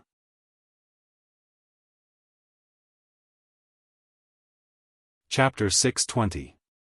Rog and Kane noticed the arrival of the Avengers' Quinjet and military helicopters when they were still a few kilometers away from Freedom Island. However, the two of them did not take these uninvited guests to heart and continued to fight in close combat. Since they had already fought to this extent, they would not stop here no matter what. Before the outcome was decided, even if the Avengers and the military completely surrounded the place, they would not stop, let alone the Quinjets and military helicopters. Moreover, they were not the only ones on Freedom Island. When the Quinjets and military helicopters aimed their weapons at Rog and Kane, who could barely catch a trace of them, Grand Duke William, who had been watching the battle for a long time, made his move. Although Grand Duke William could not intervene in the battle between Rog and Kane, it was not difficult for him to deal with the Quinjets and military helicopters.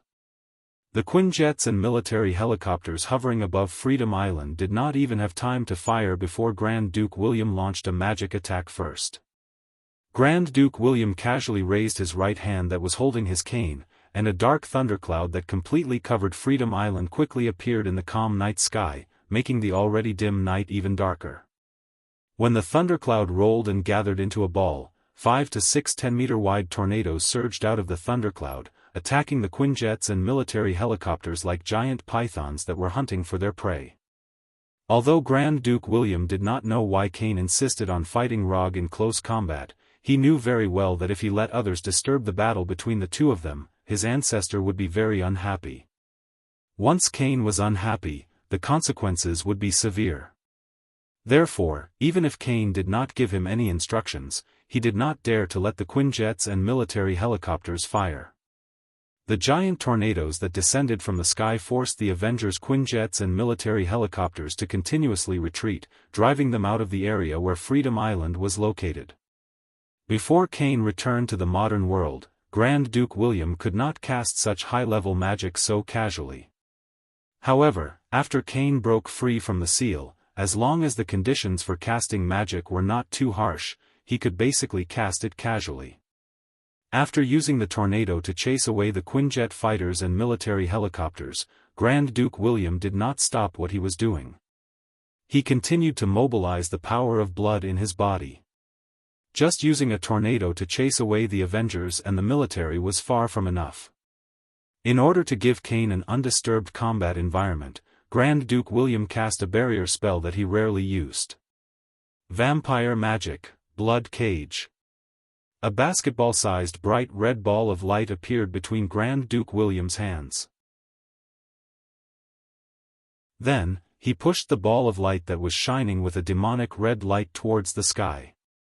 Bang! When the bright red ball of light reached a height of several hundred meters, it shattered with a bang and turned into red light spots that flew in all directions. Within a few seconds, a hemispherical bright red barrier completely enveloped Liberty Island, isolating the Quinjet and the armed helicopters outside. After doing all this, Grand Duke William gradually calmed down the somewhat restless blood power in his body and held the black cane in his hand again. Target confirmed. It's Grand Duke William of the blood race. Not long after the bright red barrier was formed, a voice of confirmation sounded from the Quinjet fighter of the Avengers. The person who spoke was none other than Rogers of the American team, who was in the Avengers but was inextricably linked to the military. Why is he here? Didn't the intelligence say that he was in Los Angeles? Natasha and the fighter said with a frown. Who knows? Maybe they're planning something crazy again? Rogers of the American team also showed a puzzled expression. According to the intelligence they received, Grand Duke William was still in Los Angeles a day ago and had even organized a secret internal meeting of the blood race. Have the identities of the other two targets been confirmed? Natasha, who was wearing a tight black combat suit, came to the side of the Quinjet pilot and asked the pilot. We can't confirm it for the time being. The signals of the radar and detector have been interfered with. We can't capture a clear image. The pilot of the fighter answered helplessly. Observing with the naked eye, Natasha and the others could clearly see the light blue light and dark red light that flashed across Liberty Island. But that was all they could see. Neither Rog nor Kane deliberately hid their tracks. The reason for this situation was purely because the two of them were too fast. As for the interference of the airborne radar and detector, it was due to some energy spillover and interference caused by the collision between chakra and the blood force. Informed Tani. Grand Duke William's appearance in New York now is not a good sign. Although she didn't know who the other two targets were, Natasha instinctively felt that the other two were not ordinary people from the fact that Grand Duke William could only stand aside and watch the battle. Moreover, the light blue light that flashed away gave her a sense of déjà vu. Could it be him? Didn't Tani say that he refused to intervene in the affairs of the blood race? A very reliable man appeared in Natasha's mind. Grand Duke William's enchantment, Blood Cage, temporarily isolated the Avengers and the military from interfering, but this was also a temporary measure. Although the defensive power of the blood cage was not bad, if the Avengers and the military bombarded it recklessly, the blood cage would not last long. In addition, the blood force in Grand Duke William's body could not allow him to maintain the effect of the blood cage forever. Just as Grand Duke William began to silently calculate how long he could maintain the blood cage, the close combat between Rog and Cain had also reached a critical moment where the outcome of the battle would be decided. Whether it was Cain's blood body or Rog's immortal body, it was impossible for them to continuously support their ultra-fast close combat attack and defense. Even if they both had the strength of the Heavenly Father, the consumption of physical strength was a problem they had to face. After blocking Cain's right hand that was trying to grab his heart for the umpteenth time, Rog took the initiative to retreat a few steps, giving the initiative to attack to Cain. What's this?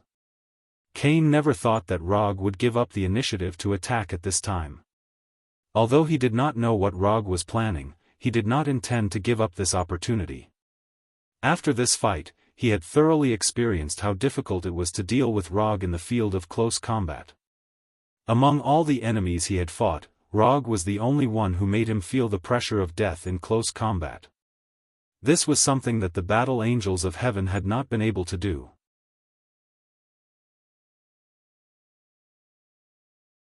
Chapter 621.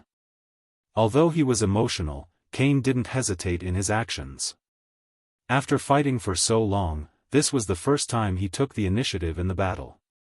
Although Rog's deliberate move to give up the initiative made him a little uneasy, he believed that he had enough strength to resolve any crisis. What's more, he has a regenerative ability that is far beyond ordinary people. As long as Rog can't kill him in one blow, he doesn't need to worry too much about his own safety. Cain didn't let go of this rare opportunity.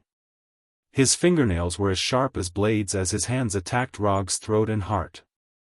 Looking at Rog's increasingly dignified look, a cruel smile appeared on Cain's face. Now, he has begun to fantasize about how to ravage the defeated Rog. Due to the fact that he had the upper hand and the initiative, Roger could not resist Cain's attack like before. He could only retreat continuously. One step back, one step back. Cain, whose combat awareness and skills are top-notch, didn't waste this opportunity. He kept moving forward and forcibly pulled Rog into his battle rhythm. From the looks of the scene, Rog has completely fallen into a disadvantage and can only constantly avoid Cain's attacks by retreating. Although there is no way to take down Rog immediately, Cain isn't worried about this at all. According to the current development of the rhythm, as long as Rog makes a mistake, he can completely establish the victory and really defeat this annoying ninja. Cain's prediction was not wrong, but he ignored one point, that is, the initiative he now has in the battle is given to him by Rog.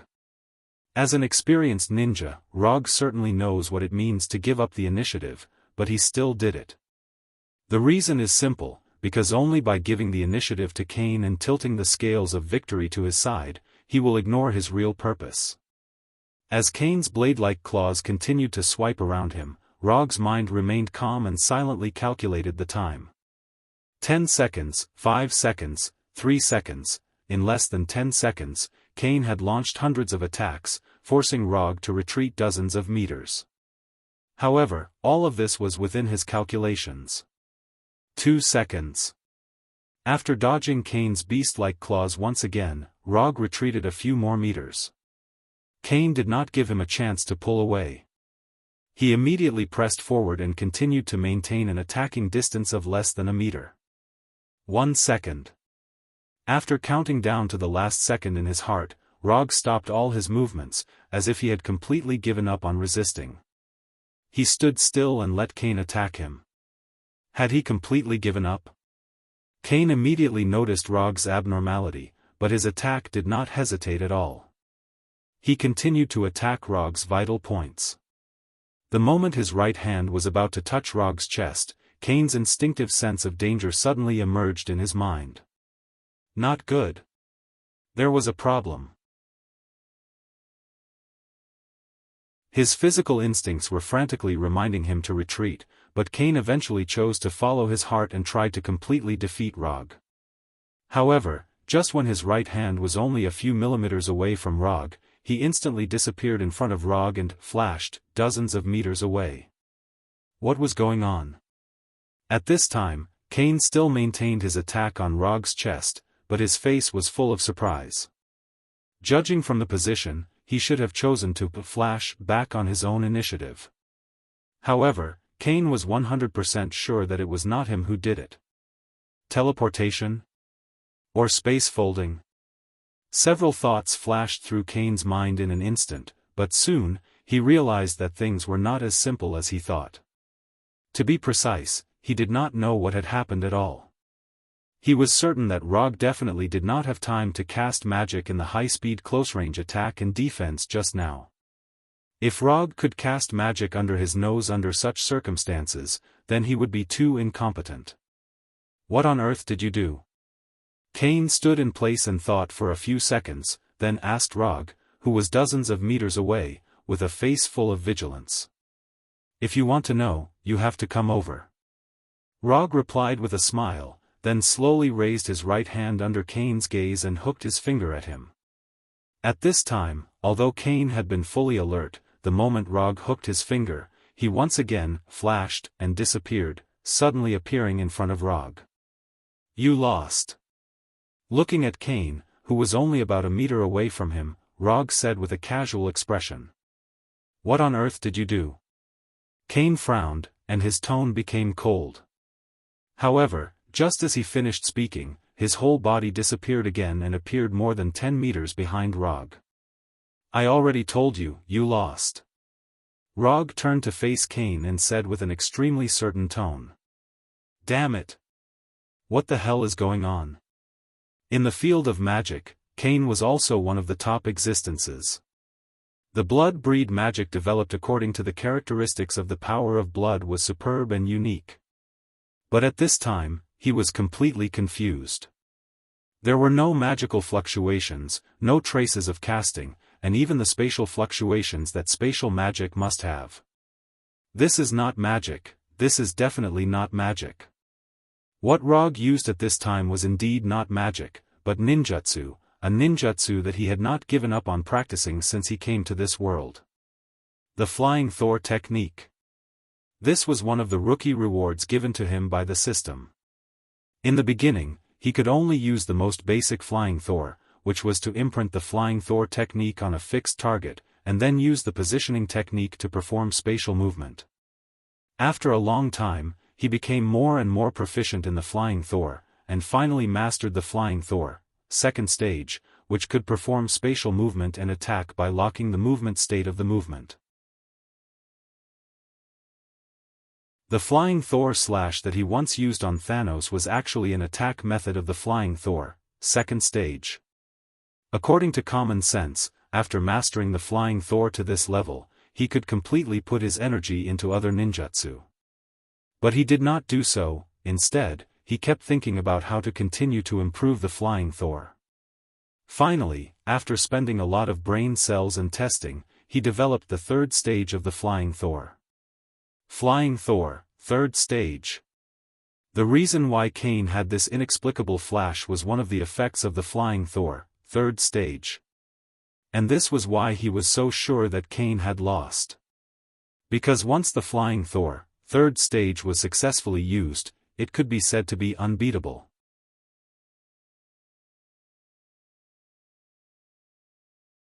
Chapter 622. In the field of how to quickly approach the enemy, the Flying Thor and Flying Thor 2 Dan have already reached the extreme. If he wants to continue to improve the Flying Thor, then he must not develop it according to the existing ideas. So, Rog had a bold idea. Since the road of quickly approaching the enemy is coming to an end, then why not do the opposite and find a way to make the enemy quickly come to his side? In terms of effect, quickly approaching the enemy and the enemy quickly coming to his side are the same thing. As long as he has the initiative, then whether he is close to the enemy or the enemy is close to him, there is no difference. Then the problem is how to quickly make the enemy come to him through the Flying Thor. In theory, it is very simple, he just needs to reverse the operation of the flying Thor. But it is very simple in theory, it does not mean that it will be easy to operate in reality. As everyone knows, the flying Thor is a spacetime ninjutsu, it is a chakra ninjutsu that needs chakra to activate. In a way, ninjutsu is like advanced mathematics, if you don't know it, you don't know it, there is no such thing as suddenly being enlightened. Therefore, how to make the enemy who doesn't know ninjutsu quickly come to his side through the flying Thor has become the main technical difficulty of the flying Thor -3 Dan. After spending who knows how many brain cells and hair, Rog had a whimsical idea.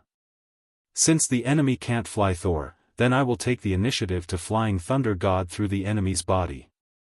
In order to successfully perform the flying Thor, 3 basic conditions need to be met. The first is chakra. This is the key element of all ninjutsu. The second is the ability to accurately control chakra, this is also one of the basic elements of all ninjutsu. The third is to use the flying Thor as a spatial anchor. As long as these 3 conditions are met, the flying Thor can be smoothly performed. Among these 3 conditions, the flying Thor is undoubtedly the easiest to achieve. However, unlike Flight Thor and Flight Thor 2, Flight Thor 3 required 2 spells. One was a skill that could be used by both the normal Flying Thor and Flying Thor second stage. The other was a Flying Thor technique that was operated in reverse. To be more precise, it was not a reverse operation of the Flying Thor technique, but an activation technique that replaced the meridian system. This is similar to the ninjutsu scroll that has been prepared in advance. As long as there is chakra input, it can be actively activated and smoothly cast the related ninjutsu. Flying Thor, 3 stages was a tactic that had to be imprinted on the target to activate. Rog simply named it the 3 stages tactic. Although the research was a bit difficult, with the help of ninjutsu development master Hinata, he finally completed this step. With the 3-stage tactic, to replace the enemy's control of chakra, the only problem left was how to make the target possess chakra. Regarding this point, Rog found inspiration in nuclear radiation. By being in close contact with the enemy for a period of time, his chakra can be used to radiate the enemy like nuclear matter, so that the enemy has a temporary chakra constitution. Of course, this chakra radiation can't exist for a long time, but even if it can only be maintained for a short period of time, it is completely enough. The 3 stages tactic to replace chakra has been created, and the target also has a temporary chakra constitution, so he only needs to use chakra to stimulate the 3 stages tactic on the target to force the enemy to activate the flying Thor. That's right, after completing such a complicated preparation, he can only force the enemy to activate the normal flying Thor. Flying Thor, 3 stages, the most important and most crucial point is that this is a spacetime type ninjutsu. Helping the enemy satisfies the prerequisite of the Flying Thunder God, but only the first half of the Flying Thor, 3 stages. Just letting the enemy come to him with the Flying Thunder God is not enough to satisfy Rog's ambition. In order to make the Flying Thor, 3 stages truly have the power to completely change the outcome of the battle, he made a crazy attempt. Under normal conditions, the Flying Thor is only a very small technique, about a few centimeters in size. But the Flying Thor, 3 stages uses a Flying Thor that is much bigger.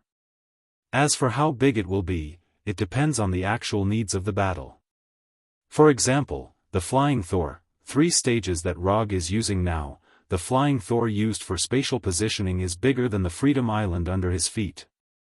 Such a huge Flying Thor, he can't use it in an instant, so he can only take the initiative to give up the initiative of the battle.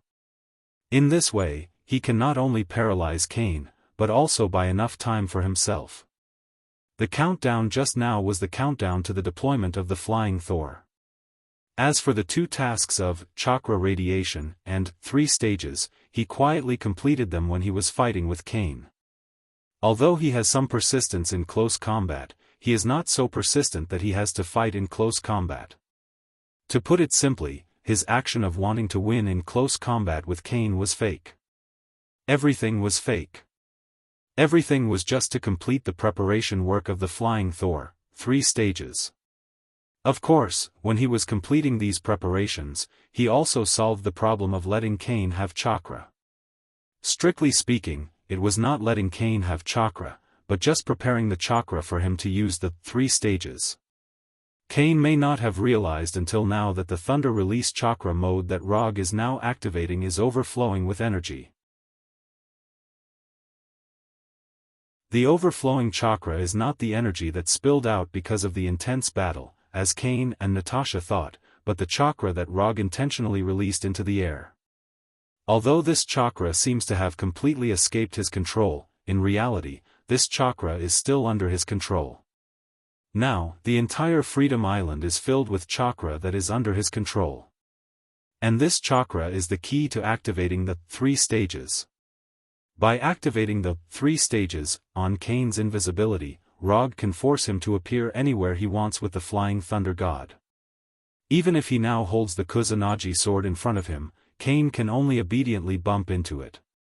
Although the conditions to use it are a little harsh and complicated, once all the preconditions are met, Cain can only appear wherever he wants. In other words, the current Freedom Island is Rog's territory of the Flying Thor. As long as he wants, no matter how unwilling Cain is, he can only let him change his position.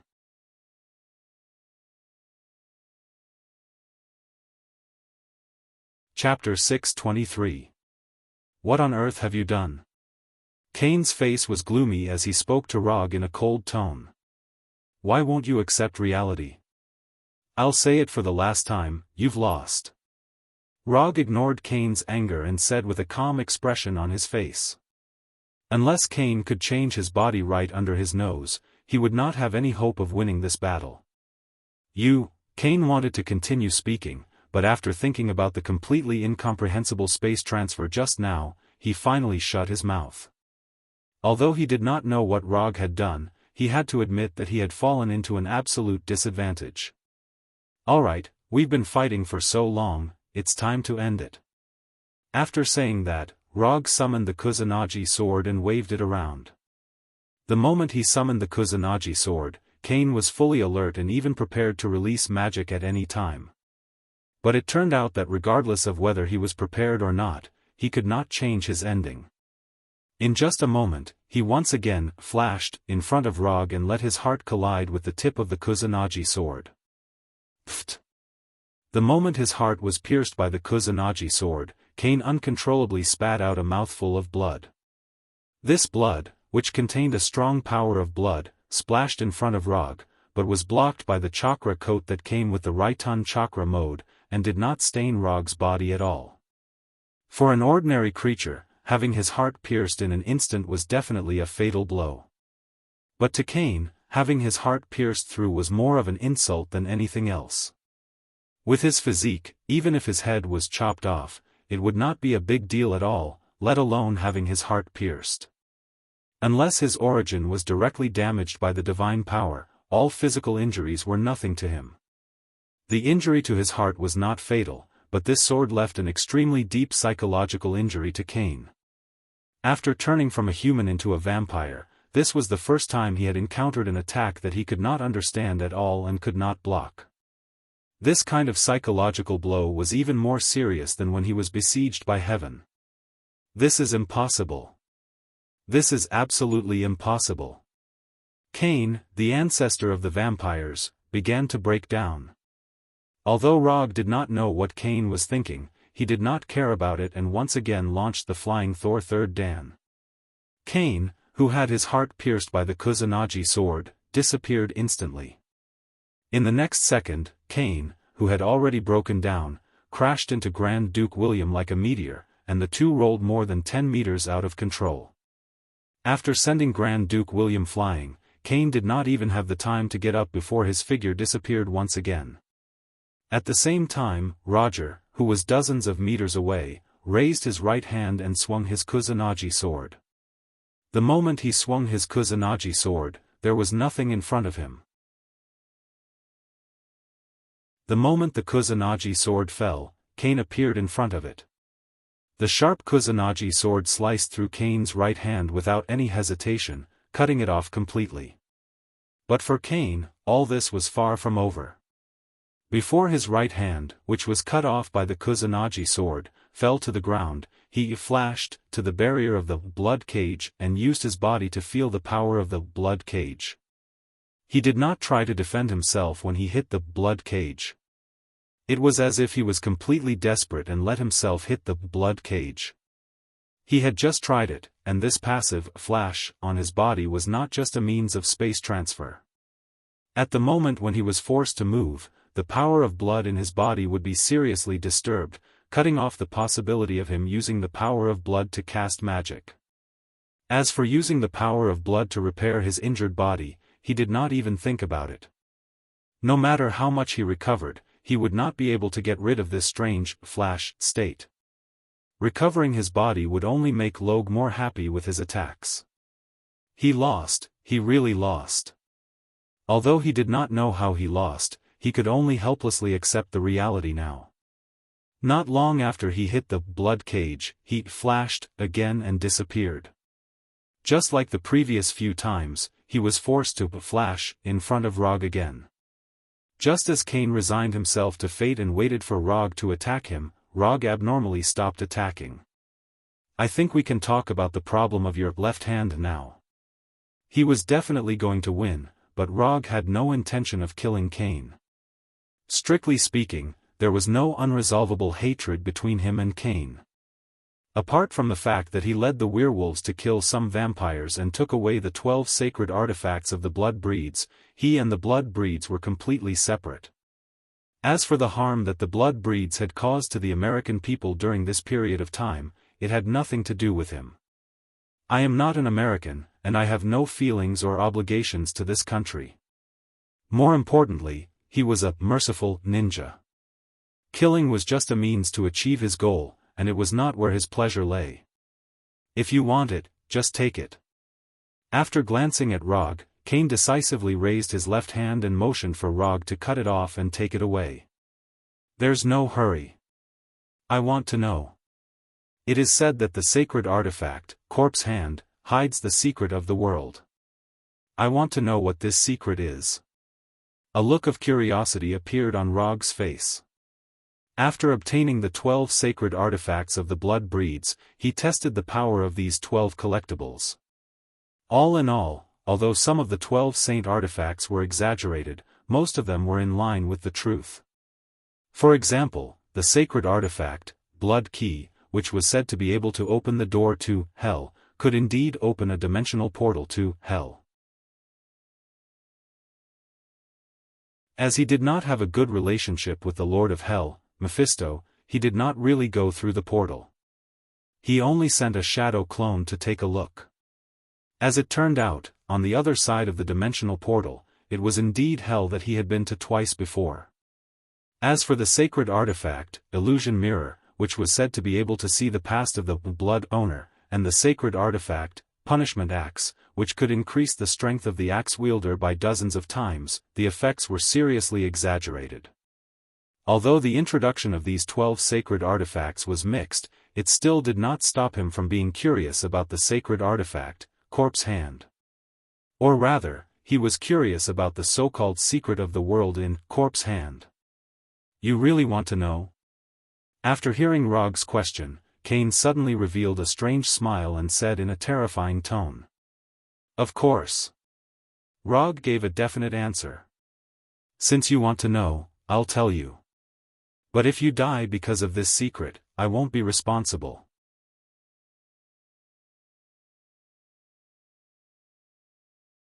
Chapter 624. I might die after knowing it. After hearing what Cain said, Rog became even more excited. If there is no danger, how can it be worthy of the description of the secret of the world? It's okay, go ahead. Cain didn't expect that after hearing his reminder, Rog became even more excited.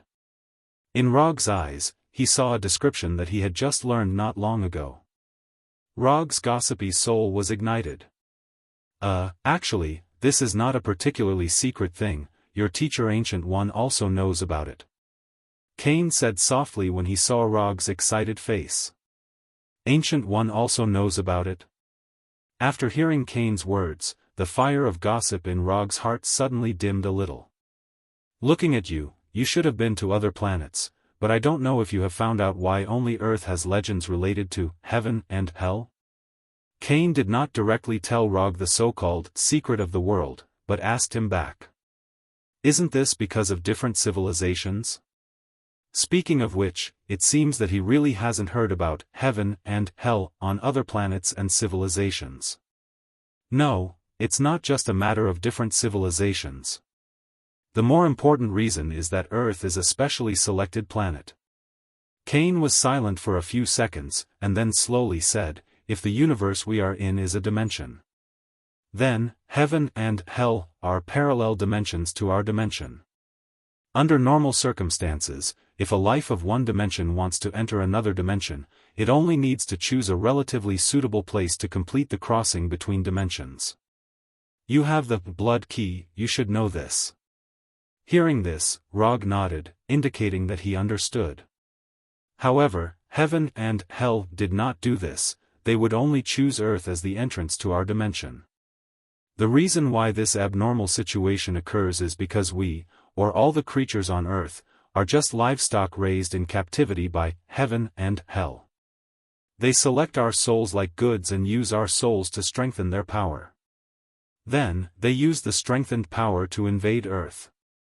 In order to harvest more souls, they left a so-called legend on Earth, making us willingly offer our souls to them. Back then, I discovered this point, so I began to build blood race cities, expand the scale of the blood race, and prolong the short and fragile lives of humans. When humans break free from the shackles of life, the number of souls they can harvest will naturally decrease, and Earth will have more power to resist their invasion.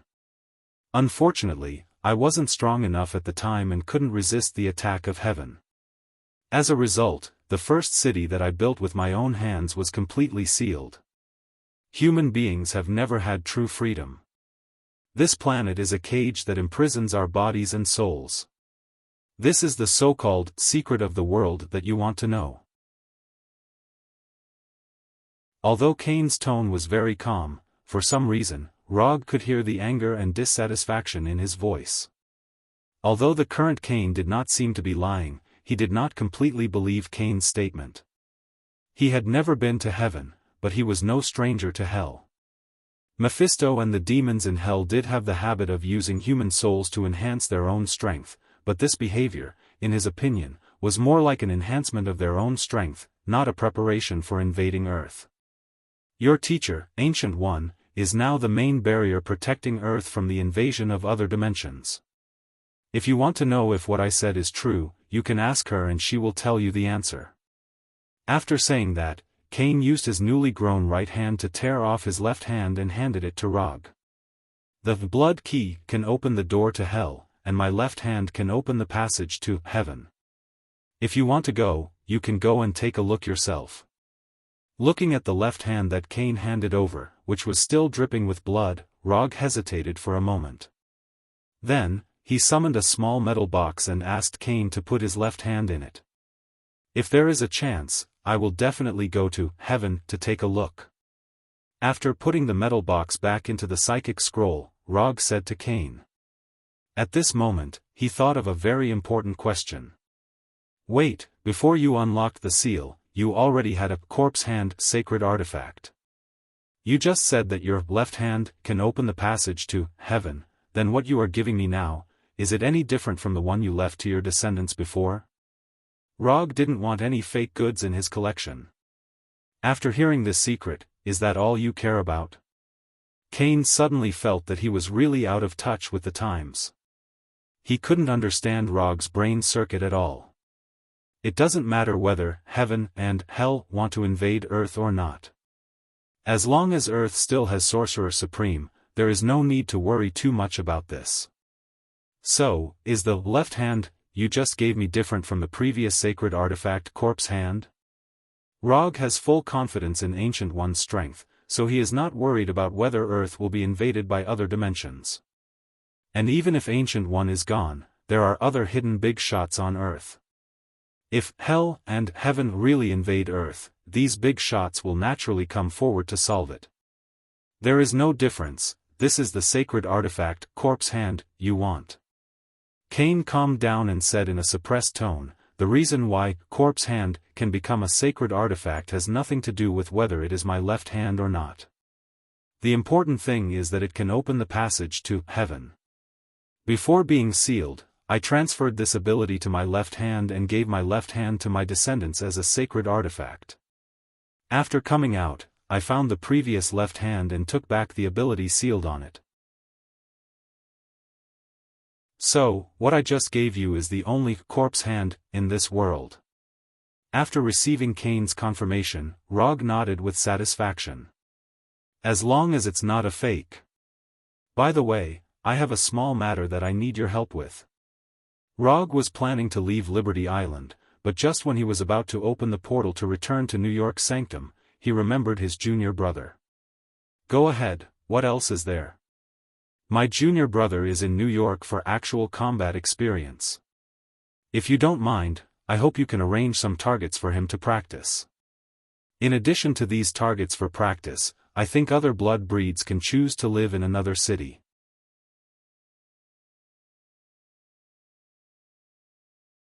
Chapter 625. Although Rog had spoken in a euphemistic manner, Cain understood what he meant. Simply put, he hoped that the blood breeds could completely withdraw from New York, but before that, he needed to leave behind some of the weaker blood breeds for his junior brother Strange to practice with. If it were any other time, Cain would not have agreed to Rog's request, let alone get angry on the spot. But it was different now, he no longer had the right to bargain with Rog. No problem, how many people do you want to leave behind for your junior brother to practice with? Cain's tone was very calm, as if he was saying that the moon was beautiful tonight. I don't need a lot, a few hundred will do. All those with the strength of an earl and above will leave, as for an earl, 8 or 10 will do. With Strange's current strength, the earl of the blood breeds was almost his limit. Of course, this was only Rog's speculation based on the number of spells he had mastered so far. As a mage, Strange did not need to train hard to improve his strength like he did. His strength was only related to the number of spells he had mastered. 10 earls, 100 viscounts, 200 barons. After thinking for a second or two, Cain gave Rog an accurate answer. Okay. Although 310 blood breeds was not a lot, it was enough for Strange to complete this practical experience. As for whether he wanted to continue fighting with the blood breeds in the future, that was his own business. Rog would not always stay by his side to protect him. Aren't you going to say hello to the people outside? I remember that you have a good relationship with Fu Lien. Cain suddenly spoke just as Rog was about to use the portal magic to return to the New York Holy Cathedral. Let me correct you, my relationship with Fu Lien is not very good. But, you can spare the life of the woman on the Quinjet, I do have a little friendship with her. Rog used chakra to sense the Quinjet outside Liberty Island and answered casually. Then, under the watchful eyes of Cain and Grand Duke William, he opened the portal back to the New York sanctum and walked straight in. When Rog's figure completely disappeared, Grand Duke William, who had been watching the battle for a long time, slowly walked up to Cain, and said respectfully, Ancestor, do you need me to warn the people outside? No need, we've lost enough blood tonight. Cain looked up at the bright moon and manipulated the power of blood in his body to restore his left hand. After regenerating his left hand, Cain turned into a ball of black blood and disappeared before Grand Duke William. Grand Duke William didn't dare to be careless when he saw the primogenitor turn into blood dance. He immediately removed the blood prison. New York Temple, Restaurant. When Strange returns, help me tell him that starting tomorrow, there will only be 310 blood breeds left in New York. What he needs to do is to get rid of the last 310 vampires. After that, he can return to Camartage. Rog said quietly as he looked at Wang, who was secretly eating his midnight snack. Although Ancient One arranged for him to guide Strange, he can't guide him all the time. Both Ancient One and Strange are very clear about this. It's basically enough to take Strange to fight for a few days and give him some combat advice. Strange is an extremely talented sorcerer.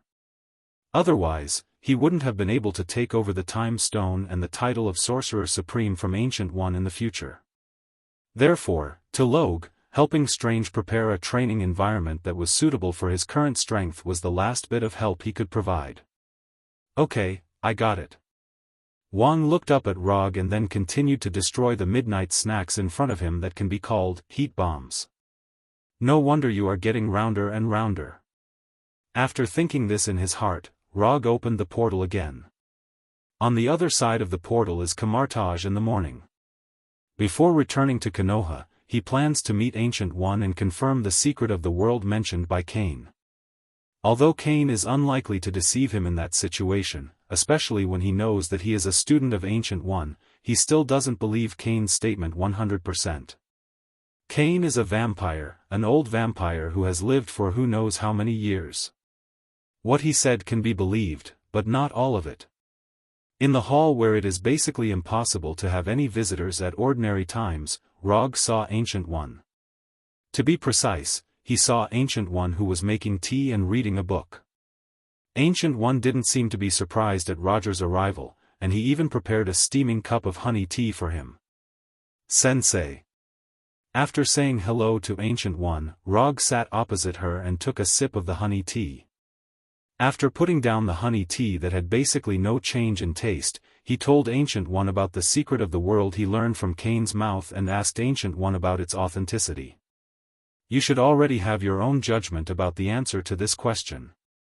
What Kane said is basically right, but things are not as bad as he thought. Strictly speaking, hell and heaven are no different from multidimensional dimensions such as the dark dimension. If there is a difference, it is that hell and heaven are a little more active. Since you learned this news from Kane, you should also have a way to go to heaven. There are some records about heaven in the library. If you are interested, you can take it back and have a look. After saying that, Ancient One picked up the Sanskrit book that he had put down and continued to browse. Looking at Ancient One's indifferent expression, Rog frowned slightly. He didn't know if it was his own illusion, but he always felt that both Kane and Ancient One were tempting him to go to heaven to see it in person. After saying goodbye to Ancient One, he did not go to Kamartaj's library to look for the ancient books that recorded the information of heaven, but used the portal to return to Konoha's headquarters in Washington. Whether it's heaven or hell, whoever wants to go, he doesn't want to go anyway.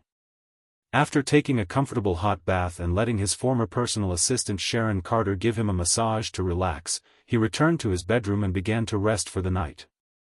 Early the next morning, before he got up, he was awakened by the mechanical synthesized voice of Number 3. Sir, Tawny Stark is at the headquarters gate now. Do you want to let him in? Tawny? What is he doing here? Rog, who had just gotten up, was too lazy to think about what Tawny wanted and said directly to Number 3, let him in and take him to the living room to wait for me.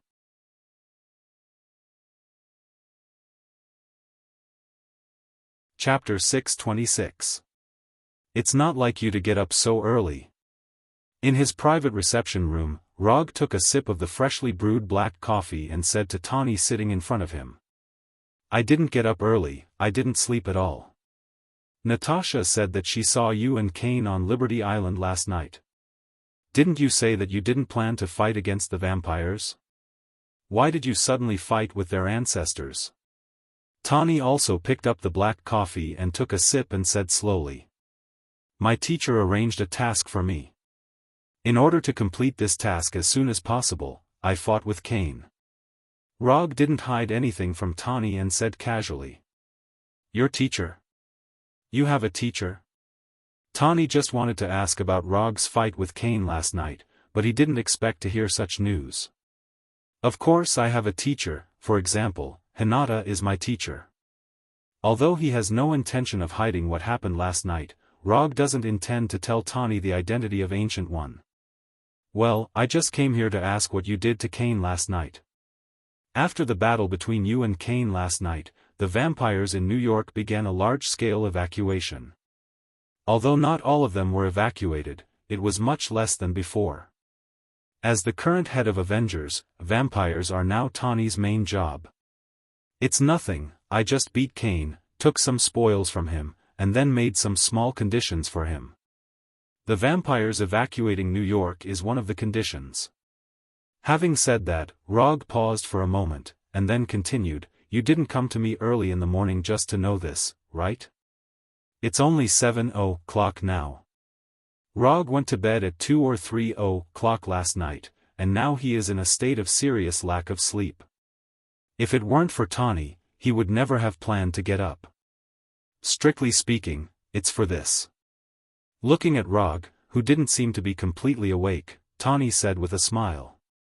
If you don't have anything else, I'll go back to sleep first. You know how to leave, so I won't send you off. After that, Rog stood up and planned to go back to sleep.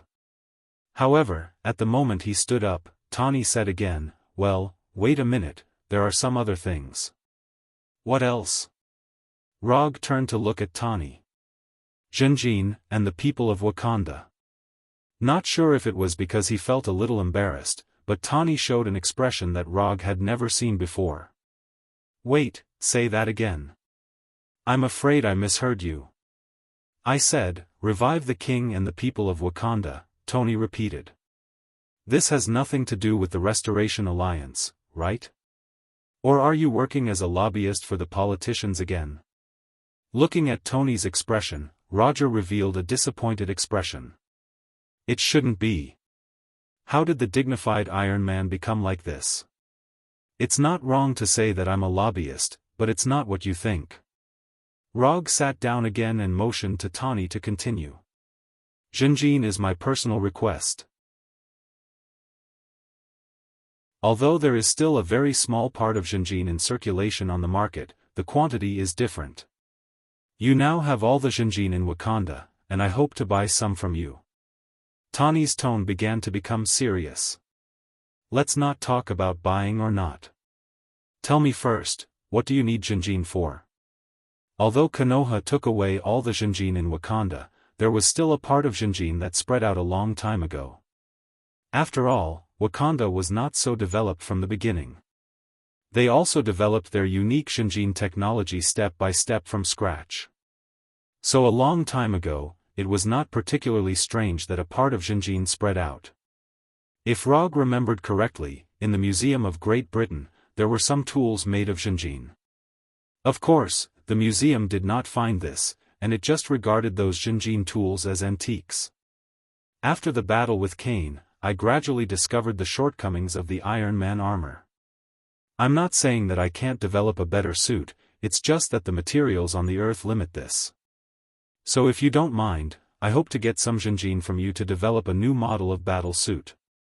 Tawny directly said his plan without concealing Rog's plan. Rog was silent for a few seconds, and then asked, which model of battle suit have you developed now? Number 65. Mark 65? In Rog's memory, the last battle suit invented by Tawny was Mark 85. And before Mark 85, it was Mark 50. However, this was a matter of the parallel universe movie universe, so no one knew if Tony could still invent the Mark 85 that was the same as the one in his memory. After thinking for more than 10 seconds, Rog said again, I won't sell Jinjin to you.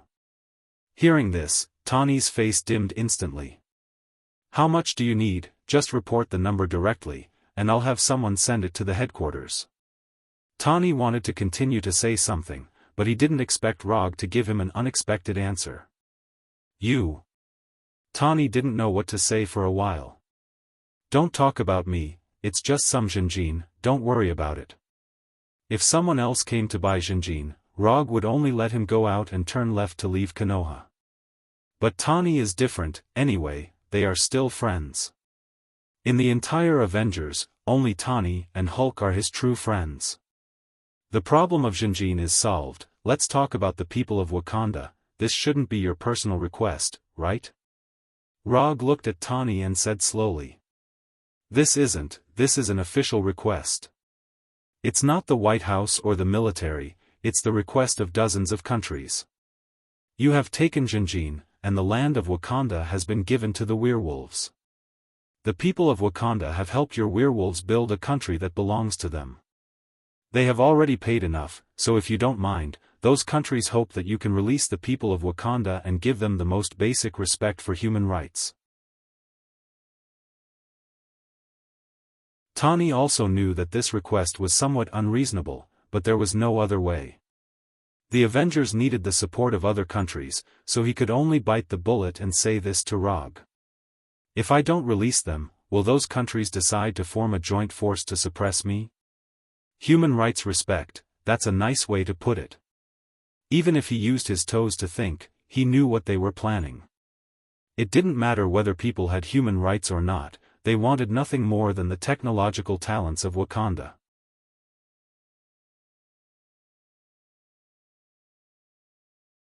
Chapter 627. The vibranium of Wakanda was indeed taken away by Konoha, but Konoha didn't touch the people of Wakanda. Except for those who died in battle and those who resisted on the spot, most of the people of Wakanda survived. Even the former king of Wakanda, Black Panther T'Challa, was still alive.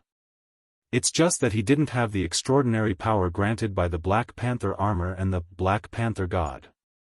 He turned from a superhero with strength far beyond ordinary people back to an ordinary person. That's not necessarily the case. They just hope, they didn't say that you must release them. Compared to others, Tani obviously knew Rog a little more. To be precise, Tani was one of the few people in the world who knew Rog's true character. Forcing Rog to release the people of Wakanda, let alone now, even Rog when he first met him would not agree. At that time, although Rog also had extraordinary power, compared to now, he at least looked in the category of human at that time. As for now, instead of saying that he was human, it was better to say that he was a god like Thor. So it's just hope. I thought they were ready to go to war with Konoha. Go back and tell them, I won't release the people. If they are dissatisfied, I don't mind them declaring war with Konoha and using force to persuade me. Rog clearly informed Tani of his decision.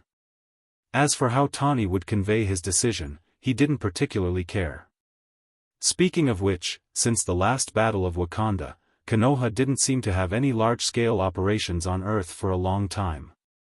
After chatting with Rog for a while, Tani left Konoha in his Audi sports car that already had an automatic driving function. Watching Tani's sports car disappear at the gate of Konoha, Rog said to the ubiquitous, Number 3, send a message to Number 2, ask him to prepare 10 tons of vibranium, and send the vibranium to the headquarters before noon tomorrow. In the end, Tony didn't tell him how much vibranium he needed, so he gave Tony 10 tons of vibranium according to the maximum amount he could use. 10 tons of vibranium was more than enough to build a new Iron Man armor. Yes, sir.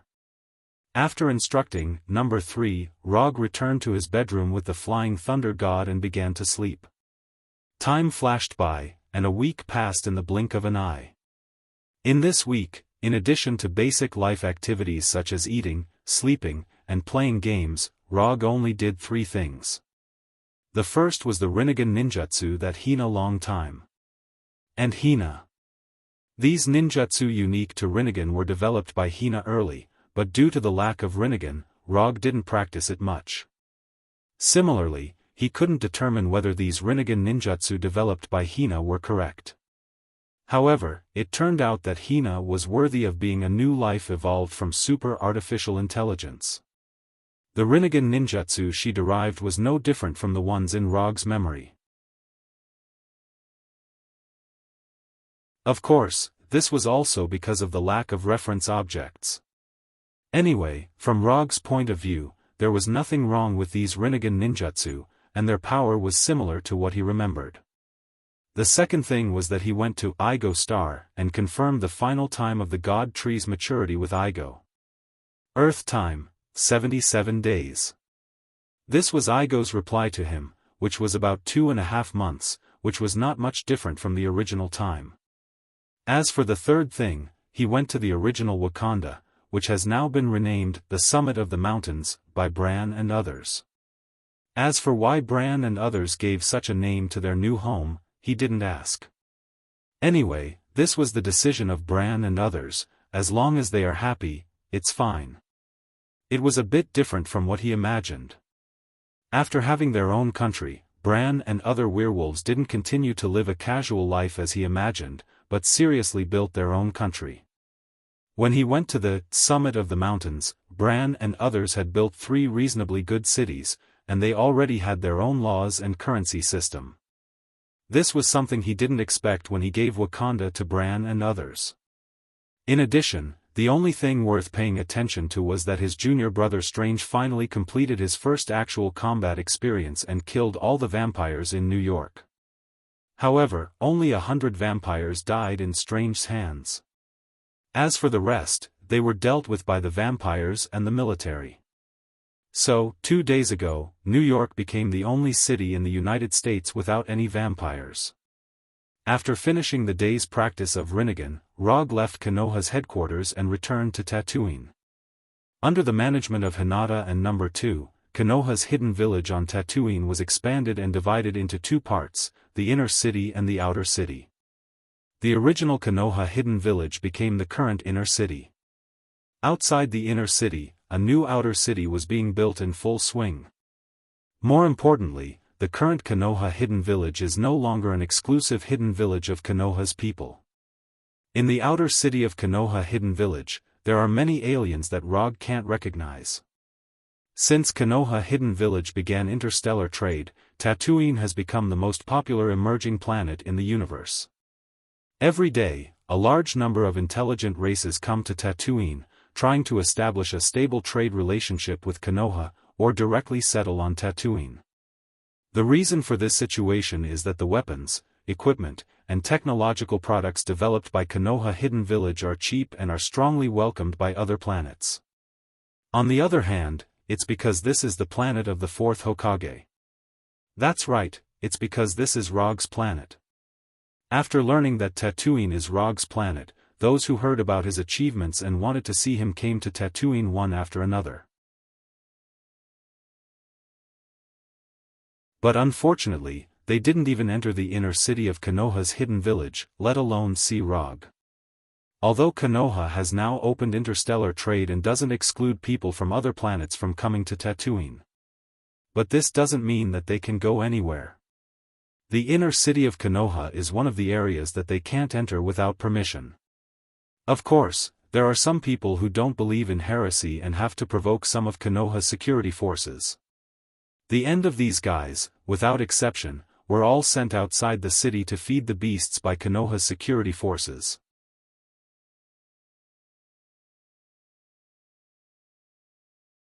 Chapter 628. He had to say that the feeling of being a hands-off boss was really cool.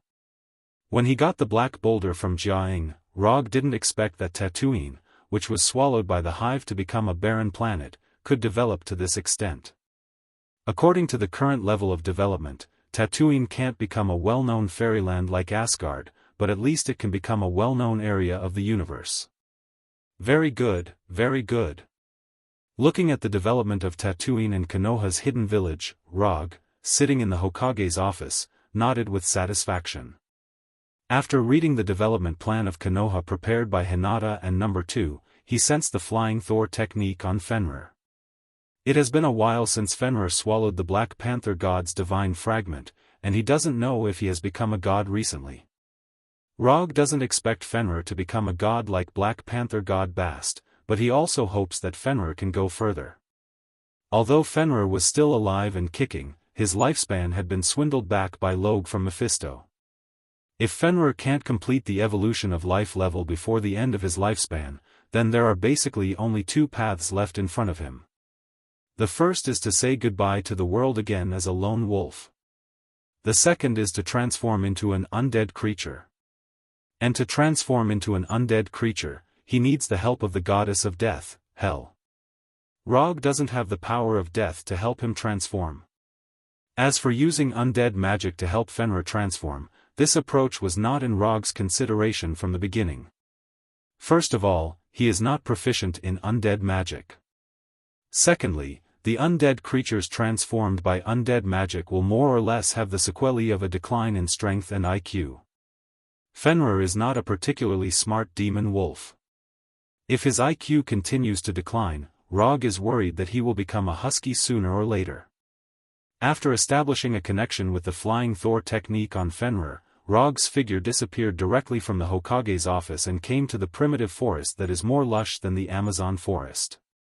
After seeing Rog's arrival, Fenrir directly stretched out its moist tongue and licked him. However, just as he stuck out his tongue, Rog disappeared in front of him and appeared above his head. "Don't lick me.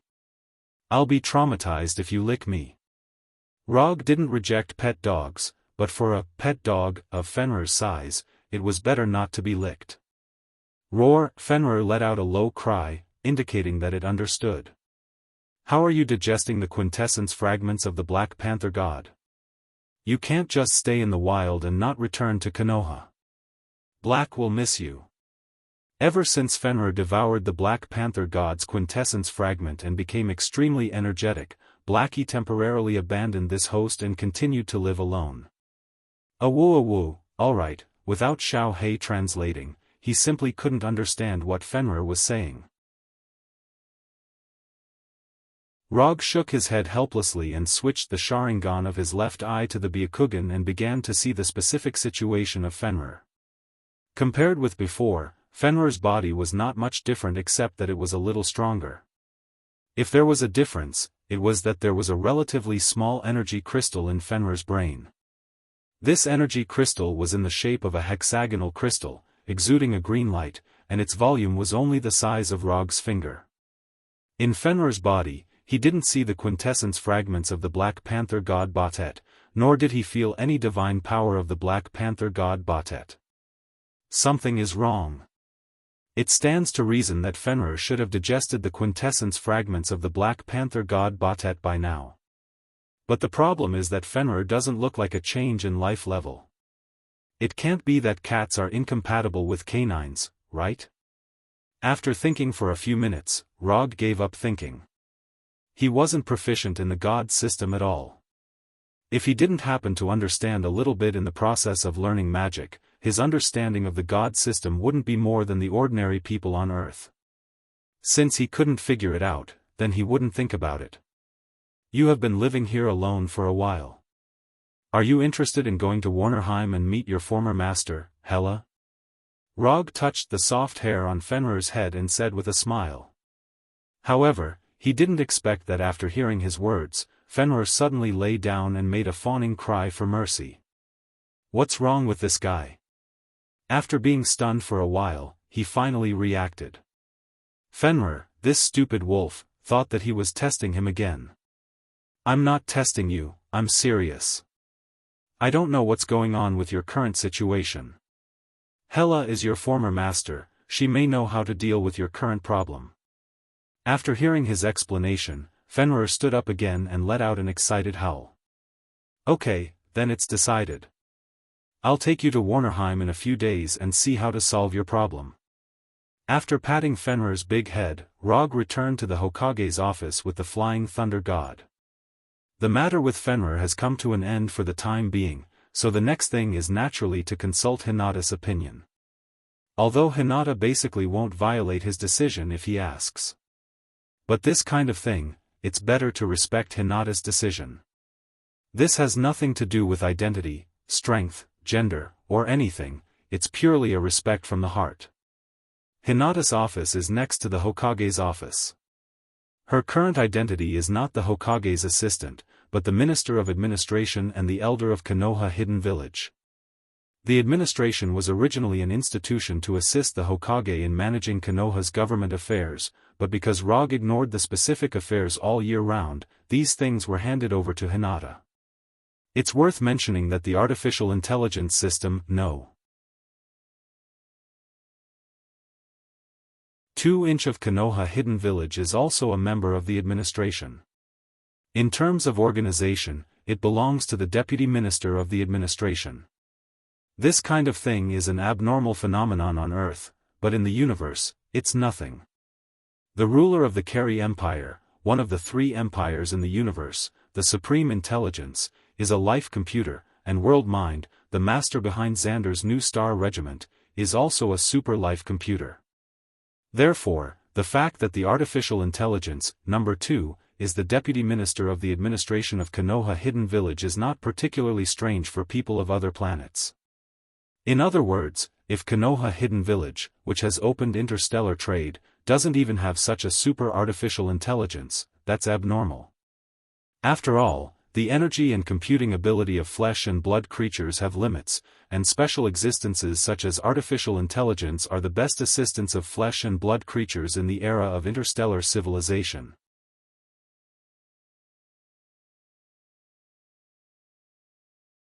Chapter 629. Warnerheim. Captain, when do you think those frost giants and flame giants will leave Warnerheim? The war has been in a stalemate for so long, they should be thinking about retreating by now. A young Asgard soldier wearing light silver armor asked the captain walking in front of him. How would I know? I'm not the commander of the frost giants and flame giants. The captain with a huge scar on his face replied helplessly.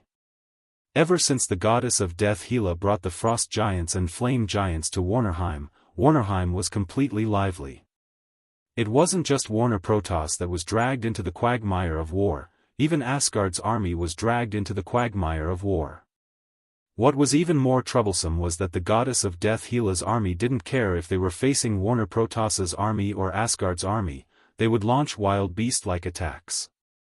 Only the goddess of death Hela could declare war on both Warner Protoss and Asgard with 2 armies of frost giants and flame giants. What was even more surprising was that Hela's frost giants and flame giants army actually suppressed the Warner Protoss and Asgard's army. Just when the young Asgard soldier with a spear was about to continue asking his captain, a portal with a diameter of more than 20 meters and shining with golden sparks appeared not far in front of them. Everyone on guard. As soon as this huge golden portal was formed, the captain of this patrol team gave the order for everyone to be on guard and clenched the 1-meter-long great sword in his hand. Frost giants? Or flame giants? When all the Asgard soldiers stared at this huge golden portal, a huge wolf head with glossy black fur stretched out from the portal. Then, a huge black wolf with a height of 5 to 6 meters and a body length of more than 10 meters walked out of the portal. This is... When seeing this huge black wolf, the captain of the patrol team suddenly frowned. In just a few seconds, he recognized the origin of this huge black wolf. This is the giant wolf Fenrir, the mount of the 4th Hokage Rog. The giant wolf Fenrir, who was once the mount of the goddess of death, was resurrected by the 4th Hokage Rog and became his mount. This was not a secret in the first place. Furthermore, after reviving Fenrir, Rog also rode Fenrir to participate in Jotunheim's crusade against the goddess of death, Hel. Most of the Asgard warriors who participated in that war had seen Fenrir. Even if he didn't want to, he had no choice. As long as the huge Fenrir appeared on the battlefield, he would definitely become the focus of attention. Don't do anything, it's 4th Hokage Rog's mount, Fenrir. After hearing the captain's warning, the other Asgard soldiers in the patrol team let out a sigh of relief. The 4th Hokage and their current king Thor are good friends, this is a well-known fact in Asgard. When the amazing Fenrir came out of the portal, Rog and Hinata also came out of the portal. Rog originally planned to ride Fenrir, but after thinking about it, he dispelled the idea. He and Hinata just came to Warnerheim to relax, not to fight. There is no need to ride Fenrir. And always using Fenrir as a mount is not conducive to Fenrir's mental health growth. Asgard's patrol team? As soon as he stepped out of the portal, Rog saw the Asgard patrol team with less than 10 people. Why are you here? I remember that the nearest camp should be more than 10 kilometers away, right? Rog came to the patrol team's captain and asked in confusion. When opening the portal, he deliberately chose a location far away from the camp. As a result, he didn't expect to run into Asgard's patrol team as soon as he came out. Sir, you are right, the camp is indeed more than 10 kilometers away. The recent battle has been a bit stalemate, so the general asked us to expand the scope of the patrol. The patrol captain replied respectfully as if he was talking to a superior officer. Although Rog doesn't have any position in Asgard now, the patrol team's captain still doesn't dare to be disrespectful to him. This has nothing to do with whether Rog and Thor are good friends or not, it's purely because of his terrifying strength. No matter when, a strong person is worthy of respect. So that's how it is. Sir, do you want to go to the camp? If necessary, we can help you lead the way. The patrol team's captain continued. No, I just came here to take a look, you can continue to patrol, don't worry about me. After saying that, Rog waved to Fenrir and disappeared in front of the patrol team with Hinata and Fenrir. After leaving the forest where the patrol team was located, Rog used chakra perception. Although he has been to Warnerheim several times, every time he came, it was basically a battle. The only exception was when he went to seek help from Hela. After using chakra perception to confirm the location of the nearest city, his body flashed with a brilliant aurora-like light. In a few seconds, these brilliant lights completely enveloped them. Quantum transmission. The brilliant aurora-like light flashed, and the figures of Rog and others completely disappeared. Red Rock City. This is the nearest city that appeared in Rog's perception. And in this city, he didn't perceive any life signals of frost giants and flame giants. This means that this city is still under the rule of Warner Protoss. Rog didn't directly teleport Hinata and Fenrir to the city, but teleported to the vicinity of Red Rock City. Fenrir, get down. Before entering the city, he needs to help himself and Fenrir disguise themselves. He has a good reputation in Asgard, which means that his reputation in Warner Protoss is very bad. In order to avoid some unpleasant things, mainly because he doesn't want to ruin his and Hinata's trip, he intends to change his appearance to enter the city. As for Fenrir, not many people in Warner Protoss have seen Fenrir. But the problem is that Fenrir's size is too big, and letting him enter the city in his true form is not small. When Fenrir lay on the ground and pointed his big head at Rog, Rog raised his right hand and put his palm on Fenrir's head. Ninjutsu, Orc Transformation. Boom! A huge white smoke appeared out of thin air and completely enveloped Fenrir. When the smoke dissipated, Fenrir, who was severely reduced in size, appeared in front of Rog. Regarding how to solve the problem of Fenrir's too big body, Rog finally gave up the idea of using magic and studied ninjutsu instead.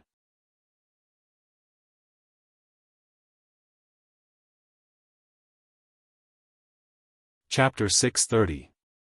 Orc Transformation. This is just a name that Rog casually came up with. Anyway, this ninjutsu will only be used on Fenrir, he won't use it on anyone else. If you want to use this ninjutsu, there is a prerequisite, and that is to use it with your summon beast. Through the connection between yourself and the summon beast, you can help the summon beast who doesn't know ninjutsu to use the transformation jutsu. This is the effect of orc transformation. Beast refers to the summon beast. Human refers to the ninja who uses the jutsu. Transformation is the effect of this jutsu. Simple and crude name, simple and crude effect. After Rog and Fenrir used the orc transformation together, Fenrir's body size changed from more than 10 meters to more than 1 meter, looking no different from an ordinary wolf in the wild. After confirming that there was nothing wrong with the shrunken Fenrir, Rog used the transformation jutsu. Boom! After the white smoke dissipated, he turned into Minato. Okay, let's go. Although Minato's appearance is not as good as his original appearance, Rog didn't care too much about this.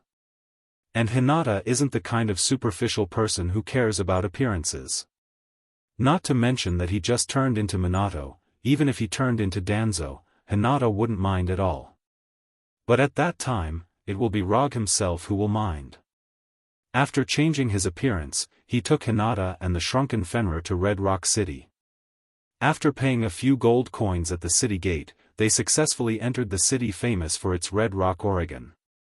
Since he took Hinata to Warnerheim for a tour, Rog certainly didn't forget to make some preparations in advance. Red rock is one of the unique resources of Warnerheim. Compared with ordinary rocks, red rock has a certain affinity with magic and is suitable for building magic-related buildings such as mage towers or large magic formations. Because of the outbreak of war everywhere, Red Rock City, which is far away from the front line, inevitably has some atmosphere. Not long after entering Red Rock City, Rog and the others encountered 3 heavily armed patrol teams.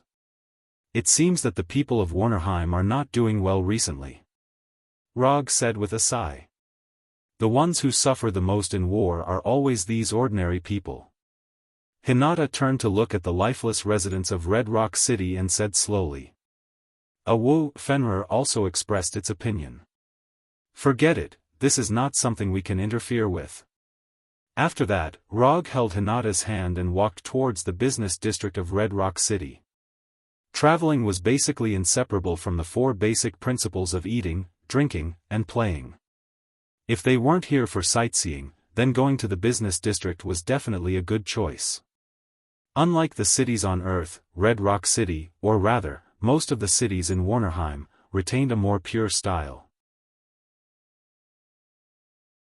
The buildings in the city weren't very tall, and the shops weren't very big either. This was especially true for the taverns and weapon shops, which made Roger feel like he had returned to the Middle Ages in Europe. Of course, in terms of time, it should be the Middle Ages in Europe that referenced the style of Warnerheim. In a tavern called Afterglow of the Sunset, Rog said to the waiter standing beside him. Give me one of your signature dishes and a bottle of your best liquor.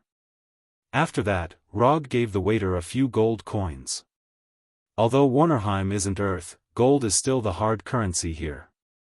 However, gold can only be regarded as a relatively common currency, while energy crystals are the real high-grade currency.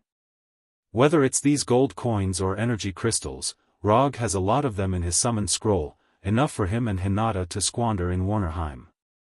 Sir, do you want to prepare some food for your pet?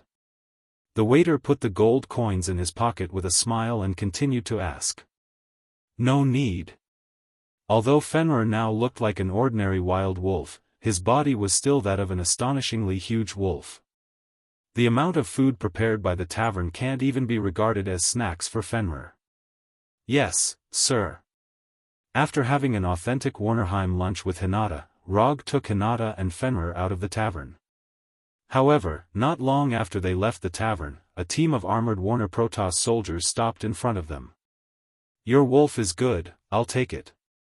A knight riding a dragon condescendingly said to Rog. Then, he threw a bag of gold coins to Rog. Isn't this development a bit casual? I'm just here for a vacation. Rog didn't answer, nor did he catch the bag of gold coins thrown to him. Just when the bag full of gold coins was about to be thrown to him, an invisible barrier blocked the way of the bag. Clang! Clang! The gold coins fell out of the pouch and clattered to the ground. The scattered gold coins suddenly attracted the attention of the surrounding pedestrians, and the face of the knight on the dragon became gloomy. You don't know what's good for you. The knight on the dragon snorted coldly. At the same time, the Warner Protoss soldiers blocking the way of Rog and others pulled out their swords.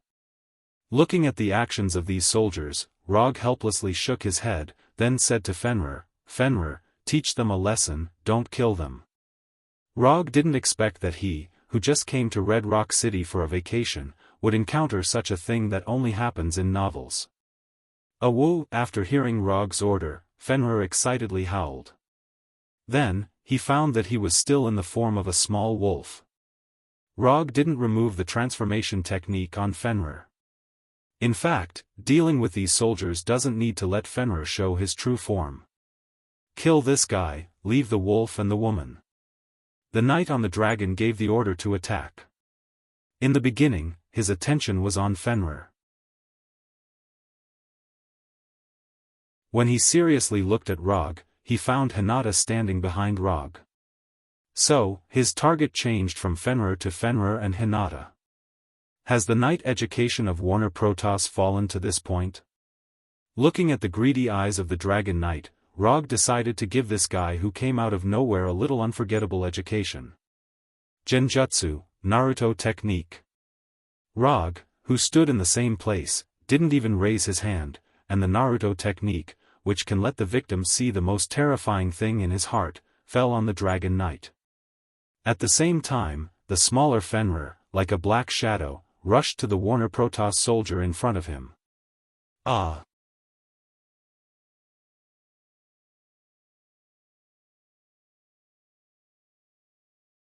Chapter 631.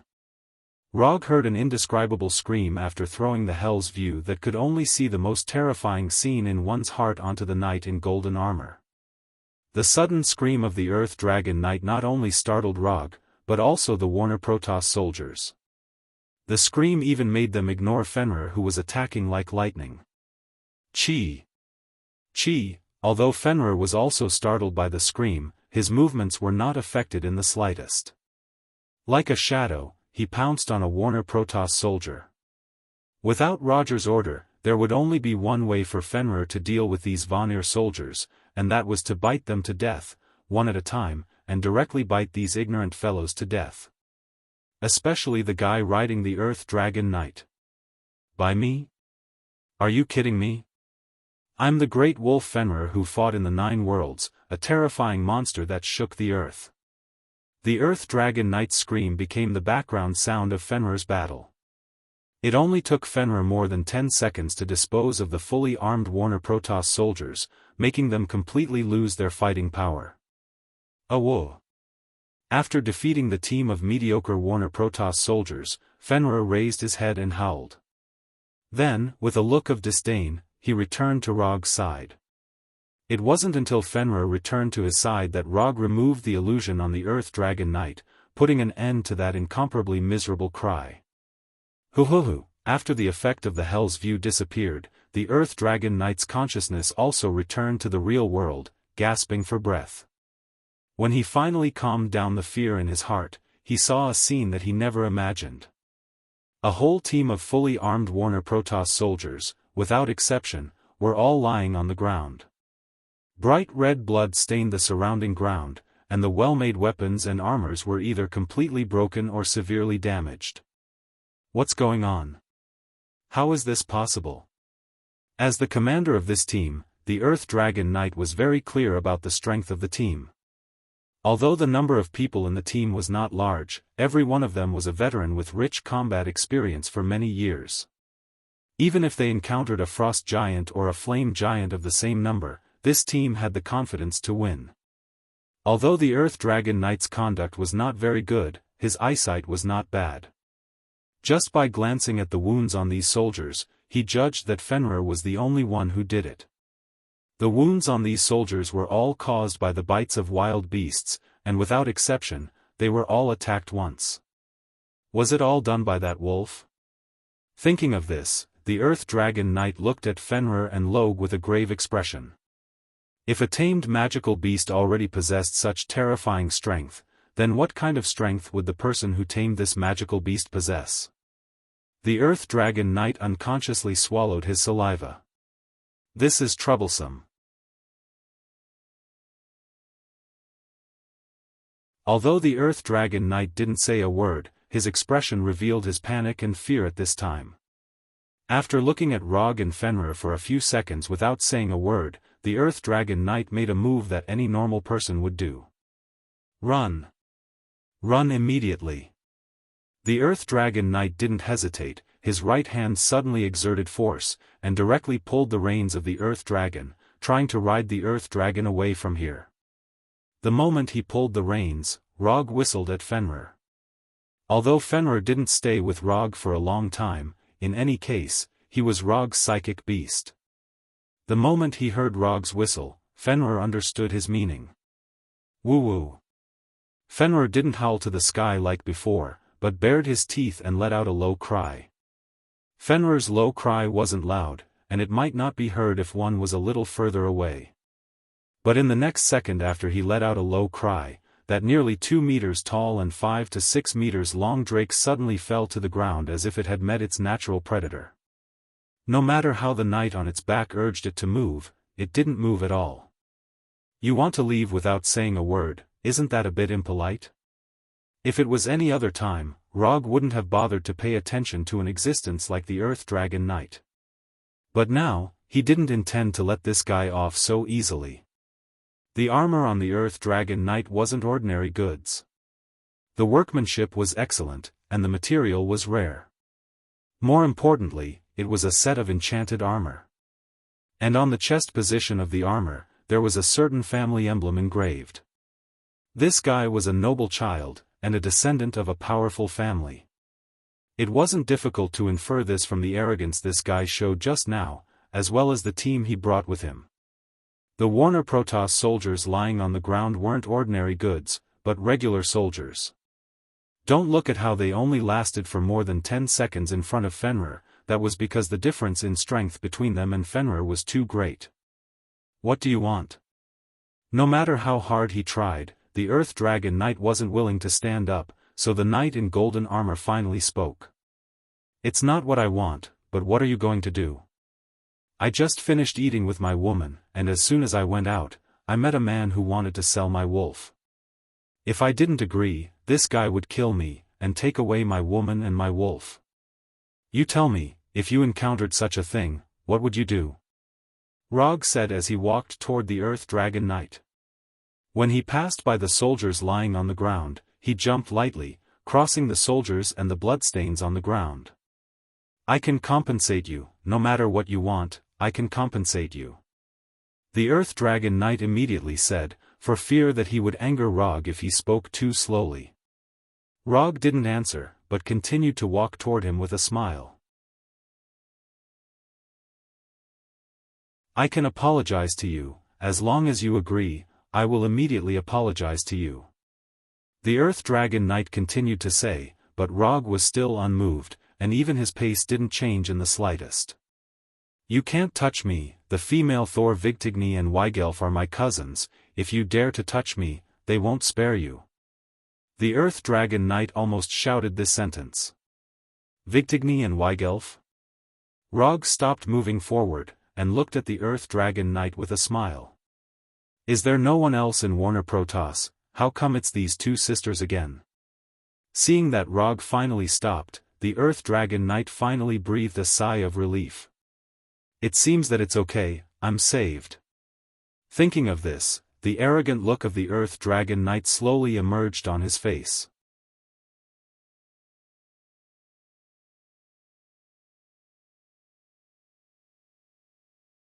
Chapter 632. Did this guy learn how to change his face?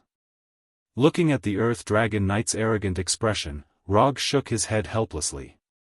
No matter which world it was, there would always be such self-righteous guys. So the twins Thor are your cousins. Interesting. But I'm a little curious. Do they know that they have a cousin who is running amok outside? Vigtigny and Weigelf could be regarded as the Warner Protoss that Rog knew the most. Although some unpleasant things would happen every time they met, they were still considered acquaintances no matter what. What do you mean by that? The Earth Dragon Knight realized that things didn't seem to develop as he imagined. In his opinion, Rog would be more or less respectful after knowing that Vigtigny and Weigelf were his cousins. But now, it seemed that things weren't going as he imagined. Nothing. I'm just a little curious. If I remember correctly, the two sisters are very reasonable people. They definitely won't bully others with their power. After hearing Rog's words, the Earth Dragon Knight gradually put away his arrogant expression. Even until now, he still didn't know who Rog was. But from Rog's tone, he seemed to be very familiar with Vigtigny and Weigelf. Could it be that he's a cousin's friend? The Earth Dragon Knight couldn't help but have this thought. No, it shouldn't be. Although the Earth Dragon Knight hadn't seen Vigtigny for a while, he was still the cousin of the two sisters. He knew his cousins quite well. If Vigtigny and Wendy really had a particularly close friend of the opposite sex, it was impossible that he hadn't heard of it. Just when the Earth Dragon Knight was about to ask for Rog's name, the city guards of Red Rock City finally arrived at the scene. Since there was a battle in the city, these city guards had to come to the scene no matter what. It didn't take long for over 100 Warner Protoss warriors to surround Rog's group and the Drake Knights. Then, a knight in black armor riding a warhorse came to the two of them. One only needed to look at the black armor on this knight to know that he was the commander of this city guard. Who made the first move? The Black Knight said after sizing up Rog and the young man. It's him. He attacked first. Without any hesitation, the Earth Dragon Knight pointed at Rog and said loudly. Then, he continued to say to the Black Knight, I'm Thor Vigtigny and Weigel from the Golden Thorns family. I'm the third successor of the LYSS family, the cousin of the female Thor. I'm the captain of the 12th Squad of the 3rd Night Division of the Blue Ocean Legion. I was ordered to return to the capital, but I bumped into this guy when I passed by Red Rock City. In the end, his magic beast started attacking my entourage. Well done. Thomas Lyce's self-introduction and distortion of black and white could be considered to be at the level of a master of perfection. Is what he said true?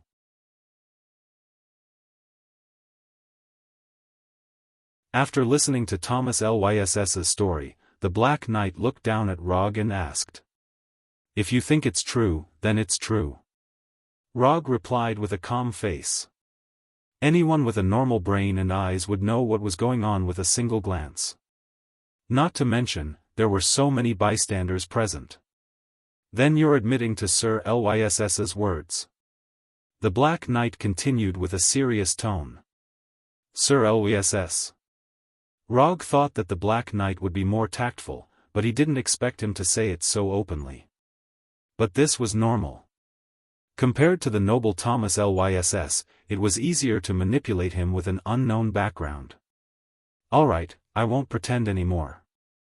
I was the one who attacked first. I had lunch today and was in a good mood, so I let my magic beast attack a group of regular soldiers to liven things up. When he mentioned the regular army, Rog purposely emphasized his words.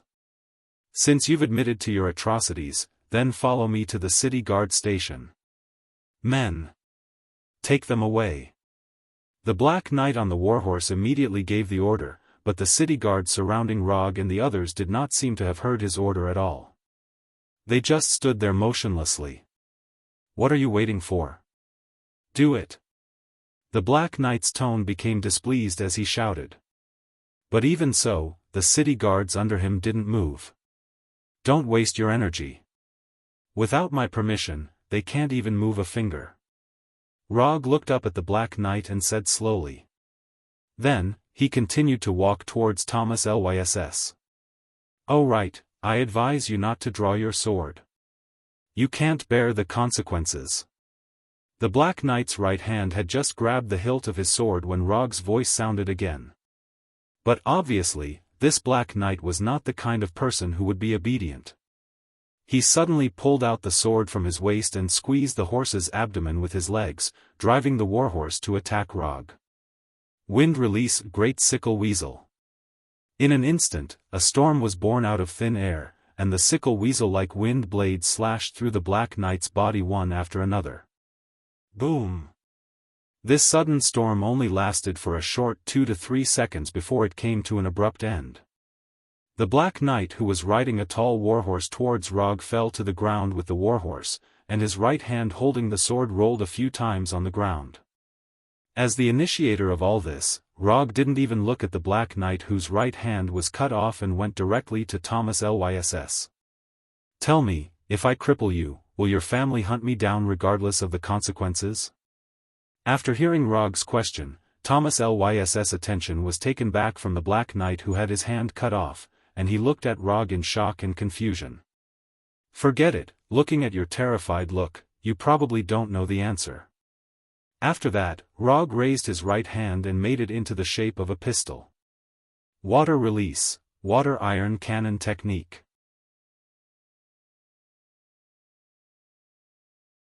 Bang bang bang bang, in an instant, Rog fired 4 chakra liquid bullets, piercing Thomas's armor and breaking his limbs.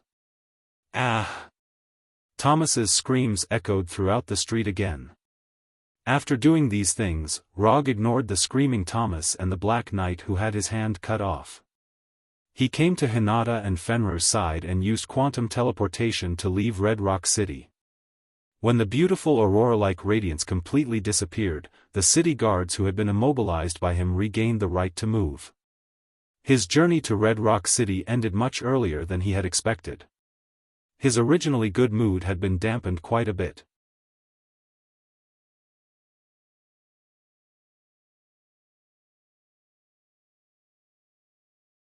Chapter 633. Warner Protoss's Royal City, the City of Honor. At this time, a week has passed since the episode in Red Rock City. During this week, Rog took Hinata and Fenrir to several well-known cities under the rule of Warner Protoss and had a pleasant physical and mental journey. And Warner Protoss's Royal City, the City of Honor, was the last stop in his plan. After breaking all 4 of Thomas's limbs, Logue received a bounty from the Lays family of the Golden Thorns as he wished. And he wasn't the only one who was wanted. Hinata and Fenrir were also on the list. Although the wanted notice of the 3 of them spread to all the cities under the rule of Warner Protoss, it didn't cause any trouble for his trip. Transformation jutsu once again proved its value. Rog turned himself into the appearance of Jiraiya. Of course, it was the young Jiraiya, not the old lecherous and wretched guy. And Hinata, at his request, turned into the 5th Hokage, the legendary San Nin, the young Tsunade Haim. As for Fenrir, he used the Orc transformation jutsu to turn into a tall red toad with black stripes. As for its own toad form, Fenrir appropriately expressed its own opinion. But because of the language barrier, his suggestion was temporarily put on hold. So, a different traveling group appeared in Warnerheim. A white-haired young man with a proud blonde girl sitting on the back of a huge red toad, traveling to various well-known cities in Warnerheim. At first, Rog was a little worried that the huge red toad Fenrir transformed into would be a bit too unusual. But it turned out that in a country with a long history and has opened the universal era, huge creatures are not unusual. Apart from having to pay a higher entrance fee for Fenrir, the red toad that Fenrir had transformed into didn't encounter any problems. Are you sure you don't want to see the 2 sisters Vigtigny and Weigelf? I heard that someone captured them more than once. Since Hinata heard the names of Vigtigny and Weigelf from Tomas, their names were mentioned almost every day by Hinata. Especially after knowing that Rog defeated and captured them twice, Hinata teased Rog from time to time. What's more, in a city she traveled to before, Hinata also bought several popular novels that had no factual basis at all. The story of the 4th Hokage and the twin girls Thor, too, becoming a ninja starts by defeating the female Thor. Ninja don't wave. Rog didn't expect that Warner Protoss's novels were no worse than Earth's. And unlike the novels on Earth, Warner Protoss's novels not only don't have the so-called 404, but the important plot also comes with its own illustrations. This is too much. Warner Protoss's cultural supervision department's workload is seriously not enough. Since Hinata bought these novels, Rog found that he completely lost the right to explain. No matter what he said, Hinata would look at him with the kind of, "Oh, so that's how it is," look. After trying several times, he gave up the intention to explain. "Do whatever you want, I didn't do it anyway. I, Rog, am not afraid of a crooked shadow. Then, if you don't mind, I'll go to their house tonight." Since it's useless to explain, then he'll do the opposite. Rog doesn't believe that Hinata will really agree to let him stay at Vigtigny's house for the night. "Okay, if you want to go, then go." Looking at the young Tsunade Haim, Hinata gritted her teeth and said with a smile. Rog felt that he seemed to have gone a little too far on the edge of death. "Hey, look, there's a bald head outside." Rog, who has experienced many battles, of course, won't be so easily fooled and immediately changed the topic. After enjoying a luxurious lunch in this famous tavern in the capital, Rog and Hinata left the tavern and took Fenrir, who had nothing to do in the mount parking area. The waiter of the tavern certainly didn't forget to prepare food for Fenrir. It's just that what was placed in front of him were some toad meals that were in line with his current identity.